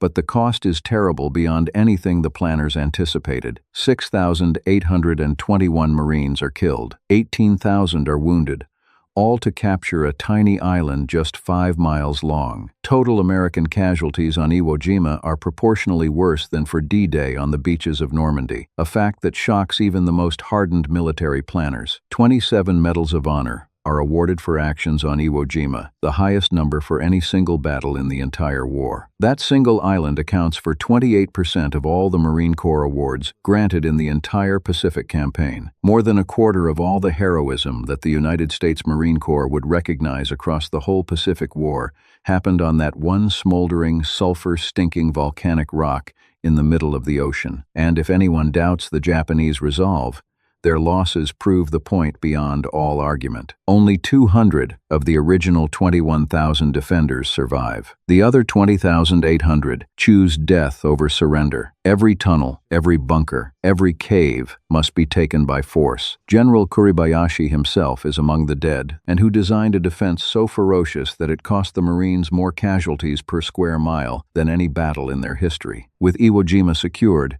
the air war enters a new and terrifying phase. Just 18 days after the first landings on Iwo Jima, Curtis LeMay unleashes an all-out aerial firebombing campaign against the cities of Japan. On the night of March the 9th and 10th, 1945, one of the most destructive raids in all of human history takes place. Operation Meeting House sends over 300 Bay-29 superfortresses against Tokyo. Flying at low altitude through the darkness, they lay waste to 16 square miles of the capital city. 100,000 Japanese citizens are incinerated in a single night. 1 million are made homeless. Whole districts reduced to smoldering ash before dawn. And LeMay does not stop with Tokyo. The cities of Nagoya, Osaka, and Kobe are all razed to the ground in subsequent raids. The survivors who crawl from the wreckage find their neighborhoods simply gone, replaced by miles of smoking, rubble, and ash. Every month, LeMay receives another 100 brand-new B-29s, fresh from Boeing's factories, to join the campaign. The production line never stops America's industrial might. The very thing General Kuribayashi had warned his superiors about after his years in Washington is now being unleashed in its full, terrible capacity. In total, LeMay's airplanes will drop 170,000 tons of incendiary and high-explosive bombs on Japan. Up to 500 bombers take part in each individual raid, an armada of aircraft stretching across the sky for miles. Now they fly at night and at low altitude between 6,000 and 9,000 feet, well within range of anti-aircraft fire, but close enough to see their targets. To squeeze every last pound of destructive capacity from each aircraft, LeMay orders that defensive machine guns and all unnecessary equipment be stripped from the B-29s so they can carry yet more bombs. It is a gamble the crews are now flying without the means to defend themselves, but LeMay calculates that the increased payload is worth the risk. And the devastation does not end there. With the skies now firmly in American hands, U.S. fighter aircraft and attack planes begin roaming freely over Japan in broad daylight, shooting and strafing targets of opportunity at will: trains, trucks, bridges, boats, anything that moves. And yet, despite all of this, despite the strangling blockade, the Japanese people show no signs of surrendering. The inescapable, Agonizing truth for the American military planners is this: LeMay's bombing campaign, for all its terrifying destructive power, is not breaking Japan's will. A ground invasion of the Japanese home islands, and the horrific number of American casualties that will inevitably come with it, is looking more and more unavoidable. By spring 1945, American battle planners in the Pacific are quietly terrified by the prospect of conducting more amphibious invasions against a suicidal enemy. But to win the war, there is no alternative. Hundreds of so-called home islands make up the Japanese nation. At their center are Japan's main population areas, the four great islands of Honshu, Hokkaido, Kyushu, and Shikoku. Before the Americans can even contemplate assaulting those islands, they need more staging areas close to the mainland. First in line is Okinawa, 340 miles to the south of the Japanese mainland. It is the gateway to Japan itself. Dug in on Okinawa, 100,000 Japanese soldiers are waiting for the American ground troops to come. They have turned the island into a killing ground, a maze of caves, tunnels, bunkers, pillboxes, and fortified ridgelines that will have to be taken one at a time. Backing them up are hundreds of pilots who have been schooled in the ancient Bushido Code, the warrior's creed that demands death in battle over the dishonor of defeat. These are men who have already written their final letters home, already tied the white hachimaki headband around their foreheads, and already made their peace with the certainty of their own death. The United States assembles a massive task force for the invasion, the largest of the Pacific War, with over 1,300 ships and 250,000 men. However, before American boots even touch the soil of Okinawa, the Japanese strike first. Wave after wave of kamikaze aircraft, converted fighters piloted by young men, many of them barely out of their teens, who have already said goodbye to their families and written their final letters home, slam into the invasion fleet. They are backed up by conventional bombers. Several aircraft carriers are hit, others are seriously damaged. Losses are even worse among the destroyers, manning the outer defense picket lines, those lonely ships stationed far from the main fleet to provide early warning of incoming attacks. The picket destroyers are the first thing the kamikazes see, and they pay a terrible price for their exposed position. Despite the damage to the fleet, the American invasion proceeds as planned. It begins as it always does. First, the thunderous naval bombardment that shakes the very ground. Then the land assault begins. Army units attack to the south while Marine units drive north, attempting to cut the island in two. Once again, the landing is strangely, ominously quiet. Japanese Commander Lieutenant General Mitsuru Ushijima has learned the lessons of Iwo Jima. He has withdrawn his forces from the beaches entirely, pulling them back to an elaborate system of fortified defenses called the Shuri Line, a network of caves, tunnels, bunkers, and mutually supporting strongpoints that stretches across the southern part of the island. The Army units moving south are the first to discover what that means. The American infantrymen, the grunts, have to inch their way forward through the Shuri Line, yard by agonizing yard. Each time a Japanese strongpoint is finally taken at terrible cost, the defenders simply fall back to the next set of pre-prepared positions, and the bloody process begins all over again. Every cave conceals an ambush. Each tree line hides a new bunker. Each ridge reveals another killing field. It is a masterpiece of defensive warfare, designed for one purpose: to bleed the Americans white. And the task force anchored offshore is not spared. The Kamikaze campaign continues with a ferocity that beggars belief. On the 7th of April, 700 kamikazes launched themselves on a one-way mission against the American ships off Okinawa. One destroyer somehow survives 6 separate kamikaze impacts and 4 direct bomb hits, a testament to both American naval engineering and the raw, desperate courage of her crew. But 4 other ships are not so fortunate and are sent to the bottom. 24 more are damaged. The cost to the Japanese: 335 aircraft and their pilots. The Japanese High Command is even prepared to sacrifice the pride of its entire Imperial Navy on one final, desperate gamble. The Yamato, the world's biggest and most powerful battleship, displacing 72,000 tons, bristling with the largest naval guns ever mounted on a warship, is sent on a suicide sortie to devastate the American fleet off Okinawa. She carries only enough fuel for a one-way trip. The Yamato is spotted en route by American reconnaissance. 400 American fighters and bombers are scrambled to intercept. The mightiest battleship ever constructed is attacked from the air in wave after wave. She is hit by at least 11 torpedoes and 6 bombs. The Yamato, the ship that was supposed to be unsinkable, the symbol of Japan's naval might, rolls over and explodes in a colossal detonation, taking most of her crew to the bottom of the East China Sea. With her sinking, the age of the great battleship effectively dies.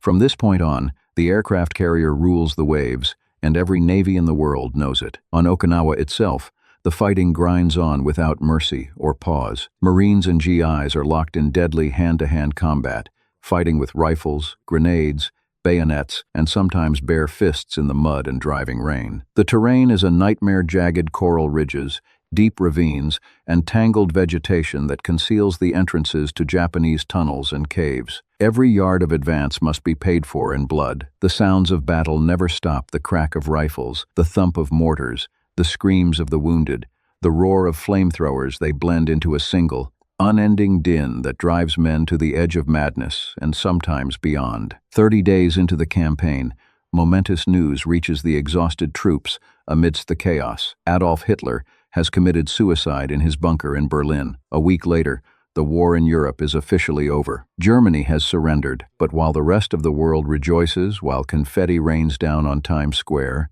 and Parisians dance in the streets, and London's church bells ring for the first time in 6 years for the leathernecks and GIs still fighting and dying in the mud of Okinawa, the news from Europe means precious little. The enemy in front of them has not heard of VE Day and shows absolutely no sign of caring. Some unit commanders can only afford to give their exhausted, filthy, shell-shocked men a 5-minute break to absorb the news before grimly ordering them to fix bayonets and press on toward the next ridgeline, the next cave, the next ambush. The battle for Okinawa rages on into a second month, then a third. The monsoon rains arrive, turning the battlefield into a sea of mud that swallows jeeps up to their axles and turns every foxhole into a brown, stinking pond. American forces throw everything they have at the Japanese defenses.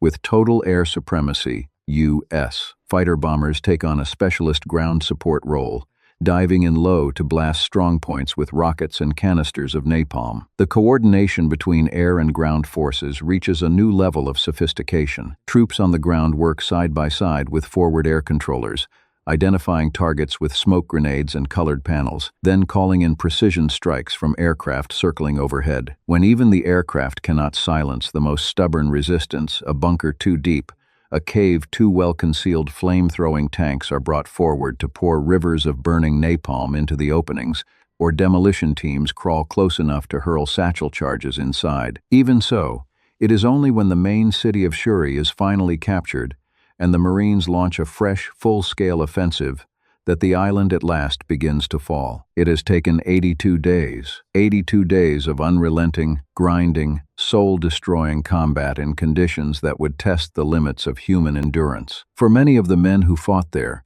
Okinawa will haunt them for the rest of their lives. The butcher's bill is staggering. 7,503 American troops pay for Okinawa with their lives. Nearly 37,000 are wounded. 5,000 sailors are killed aboard their ships, a massive and deeply sobering cost in American life. For Japan, the losses are even more catastrophic. 100,000 Japanese soldiers are dead. Only 7,000 choose to surrender. The rest fight to the death, just as they did on Iwo Jima. These horrific losses on Okinawa make it crystal clear to every American general, admiral, and politician who studies the after-action reports.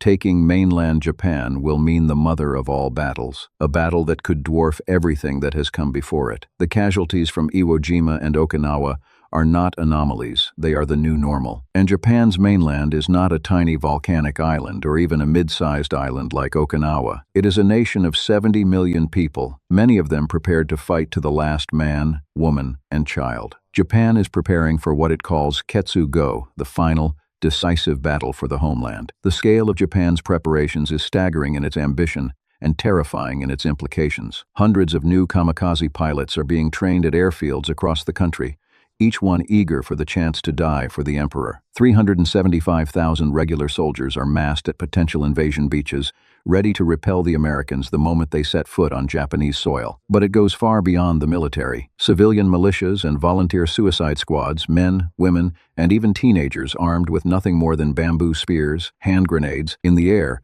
A strategic reserve of 5,000 aircraft has been carefully hidden in tunnels, held back for the final confrontation. Japan's best remaining tanks have been preserved and concealed underground. Even after watching city after city consumed by fire, Japan's military leadership defiantly refuses to contemplate surrender. Despite their best efforts to find an alternative, the American strategists are faced with one inescapable, grim reality: the need to invade Japan. And now it is clear what the Japanese strategy has been all along. If they can make the invasion bloody enough, if the cost in American lives is high enough, they believe that America will not have the stomach for the fight, that the American public, weary after 4 years of war, will demand a negotiated peace rather than total victory. When pushed to estimate eventual casualty numbers for an invasion of the Japanese home islands, American battle planners deliver a figure that lands like a bomb in its own right: 250,000 American lives. And those are the conservative estimates. Some military planners, looking at the casualty rates from Iwo Jima and Okinawa, and projecting them across the much larger landmass of Japan, privately fear the number could be far higher: 250,000 sons, husbands, fathers, and brothers who would never come home. It is a figure that is simply unacceptable, a figure that would shatter a nation already weary after 4 years of global war. They have to find another way. There must be something, anything, that can break Japan's will without requiring American soldiers to fight their way across every rice paddy and mountain pass on the Japanese mainland. And there is one other solution. It offers President Harry S. Truman an alternative to the bloodbath of a ground invasion. At the Sicilienhof Palace in Potsdam, Germany, the cameras of the international press are rolling. They capture United States President Harry S. Truman, Russia's Generalissimo Joseph Stalin, and Britain's Prime Minister Winston Churchill standing together. These are the leaders of the alliance that has just crushed Nazi Germany. Now they must decide the fate of Imperial Japan. While Truman is at the Potsdam Conference, news filters through to him of a momentous development in a top-secret weapons program. One day earlier, on July the 16th, 1945, at the White Sands Proving Ground in the deserts of New Mexico, the first successful atomic test in history has taken place. The test is code-named Trinity. When the scientists and military observers watch the fireball rise into the sky that morning, several of them weep, others stand in stunned, terrified silence. One thing is immediately clear to everyone present: the world has just changed in a way that can never be undone. It is the dawn of the nuclear age. The Manhattan Project is a 3-year-old, top-secret program to devise a weapon so grotesquely powerful that it might force the Japanese to surrender without an invasion. Its scientific mastermind is J. Robert Oppenheimer, a theoretical physicist who has assembled some of the greatest minds in the world to work on the most terrible creation in human history. The result of their labors, the nuclear bomb. It works by splitting atoms to release colossal amounts of explosive energy, more energy in a single detonation than entire fleets of B-29s could deliver in a month of conventional bombing. Oppenheimer and his team have developed 2 types of bomb. One uses naturally occurring uranium. The other, even more powerful, uses handmade plutonium. At Potsdam, President Truman hints to Soviet leader Joseph Stalin that America has a powerful new weapon ready for use. Stalin appears strangely unsurprised by the news. Truman is puzzled by his calm reaction, but later discovers the reason. Russian spies had penetrated the Manhattan Project almost from its inception. Stalin already knows about the bomb. From Potsdam, the Allied leaders issue an ultimatum to Japan: surrender unconditionally or face utter destruction. Japan does not respond. The Japanese Prime Minister has been ordered to maintain what is called mokusatsu, a Japanese term meaning to kill by silent contempt. The ultimatum is met with nothing but silence. Truman gives the go-ahead to use the bomb. A few days later, in the early morning darkness of August the 6th, 1945, the crew of a B-29 superfortress named Enola Gay prepares for takeoff. The aircraft is named after the mother of its pilot, Colonel Paul Tibbets. They take off from their airbase on the island of Tinian, in the northern Mariana Islands. In the belly of the aircraft sits a single bomb, a 15-kiloton uranium device, 9 feet long and weighing nearly 10,000 pounds. It has been nicknamed Little Boy. Their target, the city of Hiroshima, in western Japan. It takes the Enola Gay and its deadly cargo 6 hours to fly to Hiroshima, 500 miles from the Japanese capital of Tokyo. When they arrive, the weather over Hiroshima is clear and crisp, perfect visibility. The bomb aimer peers through his sight. The city below is going about its morning routine. People are heading to work, children are walking to school. The crew circles overhead, making their final approach. And then, at 8:15 in the morning, local time on August the 6th, 1945, the world changes forever. An explosion with the power of nearly 15,000 tons of TNT detonates over the city of Hiroshima. For the victims on the ground, death comes in terrible stages. First, the earth directly beneath the detonation point ground zero is heated to 5,000 degrees, vaporizing everything and everyone within the immediate blast radius. Then comes the shock wave, a wall of superheated, compressed air moving faster than the speed of sound, flattening buildings, hurling vehicles through the air, and crushing everything in its path for miles in every direction. Next, a massive firestorm erupts as thousands of fires merge into one, sucking the oxygen out of the atmosphere and suffocating those who survived the initial blast and the shockwave. And finally, for those who somehow live through all of this, something entirely new awaits them: radiation poisoning, which arrives in the form of black, oily, radioactive rain falling from a sky turned dark by the mushroom cloud. The devastation wrought by just one bomb is beyond anything ever seen in warfare. Approximately 70,000 people are killed, many of them instantly, vaporized in the first microseconds of the blast. Many more die in the agonizing hours and days that follow, from burns, from radiation sickness, from injuries sustained when their homes collapsed on top of them. An entire city has been functionally destroyed by a single weapon dropped from a single aircraft. The implications are almost too vast to comprehend. President Truman announces the existence of the weapon to a stunned world and promises more atomic bombs unless Japan surrenders immediately. Speaking from the presidential yacht Augusta, his words are blunt, deliberate, and terrifying in their clarity. If they do not now accept our terms, the Japanese government ignores him. Once again, with an obstinacy that baffles and infuriates the Allied leadership, they choose not to respond to the ultimatum. The military faction within the government continues to insist that Japan can still win, or at least make an invasion so costly that the Americans will settle for a negotiated peace. 3 days later, on August the 9th, a second bomb, a plutonium-based weapon even more powerful than the one dropped on Hiroshima, known by its code name Fat Man, is loaded onto another B-29. The original target is the city of Kokura, but cloud cover forces the crew to divert to their secondary target, Nagasaki, 760 miles to the south of Tokyo. The blast at Nagasaki is just as devastating. Up to 50,000 people perish in an instant replay of the horror that consumed Hiroshima 3 days earlier. 2 cities, 2 bombs, and over 120,000 human lives extinguished in the span of less than a week. And still incredibly, almost incomprehensibly, there is no immediate response from the Japanese leadership. The military faction within the government continues to argue for fighting on. What the Japanese do not know, and what few Americans know either, is that the United States has now exhausted its atomic arsenal. There are no more bombs. Manufacturing additional weapons will take weeks, possibly longer. In the meantime, the conventional war continues at full fury. American battleships sail right up to Japan's coastline and pour shells onto targets inland. Marauding fighter aircraft continue to shoot up anything and everything they can find. Finally, the Japanese War Council gathers to contemplate what has, until this moment, been truly unthinkable: accepting the surrender ultimatum offered at Potsdam. They agree to accept, but with conditions attached. Japan's conditional offer is immediately rejected by the Allies. President Truman is very clear: only unconditional surrender will do,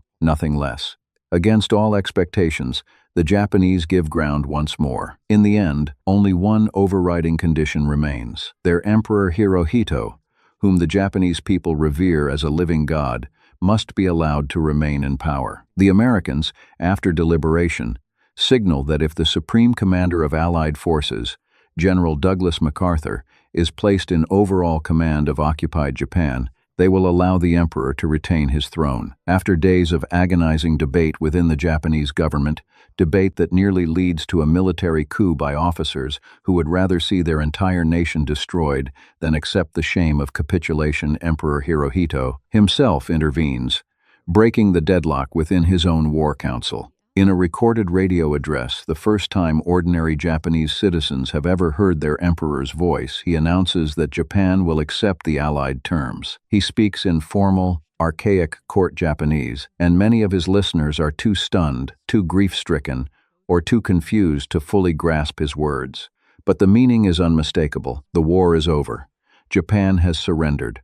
The two sides agree final terms of surrender in mid-August 1945. On September the 2nd, 1945, on the quarterdeck of the American battleship USS Missouri, anchored in Tokyo Bay beneath a gray sky, the Japanese delegation arrives to formally end the bloodiest conflict the Pacific has ever seen. He steps forward to the signing table, removes his top hat, and signs the formal instrument of surrender with a deliberate, measured hand. General Douglas MacArthur presides over the ceremony, flanked by representatives of every allied nation that fought in the Pacific. The stars and stripes flying above the Missouri is the same flag that flew over the Capitol building in Washington on December the 7th, 1941, the day Japan attacked Pearl Harbor. It is a detail that is not lost on anyone present. Finally, mercifully, it is over. Peace has arrived. Countless lives have been lost in one of the most bloody and savage campaigns of the Second World War. It has witnessed the arrival of terrifying new weapons and tactics, the firebombing campaign, the kamikaze attacks, the flamethrower assaults on underground fortresses, and, finally, the ultimate game-changer, the atomic bomb, the weapon that ended the war and opened a door that can never be closed. In the end, it is a catastrophe for the Japanese nation. The total cost is approximately 2 million lives, of which 1.74 million are military personnel. Entire cities have been reduced to ash.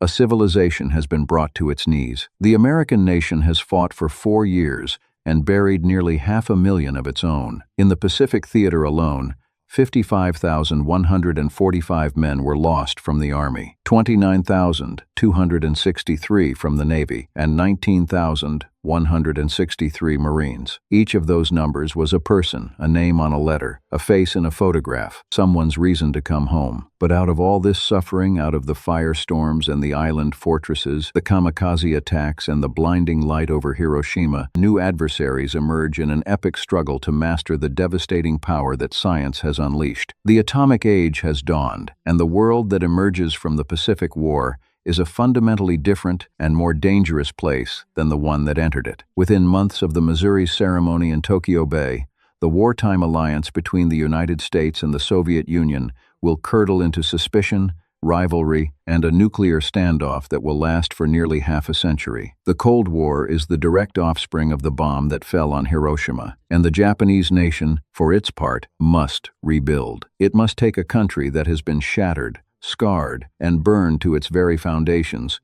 and somehow find the strength to build something new from the rubble and the ruin.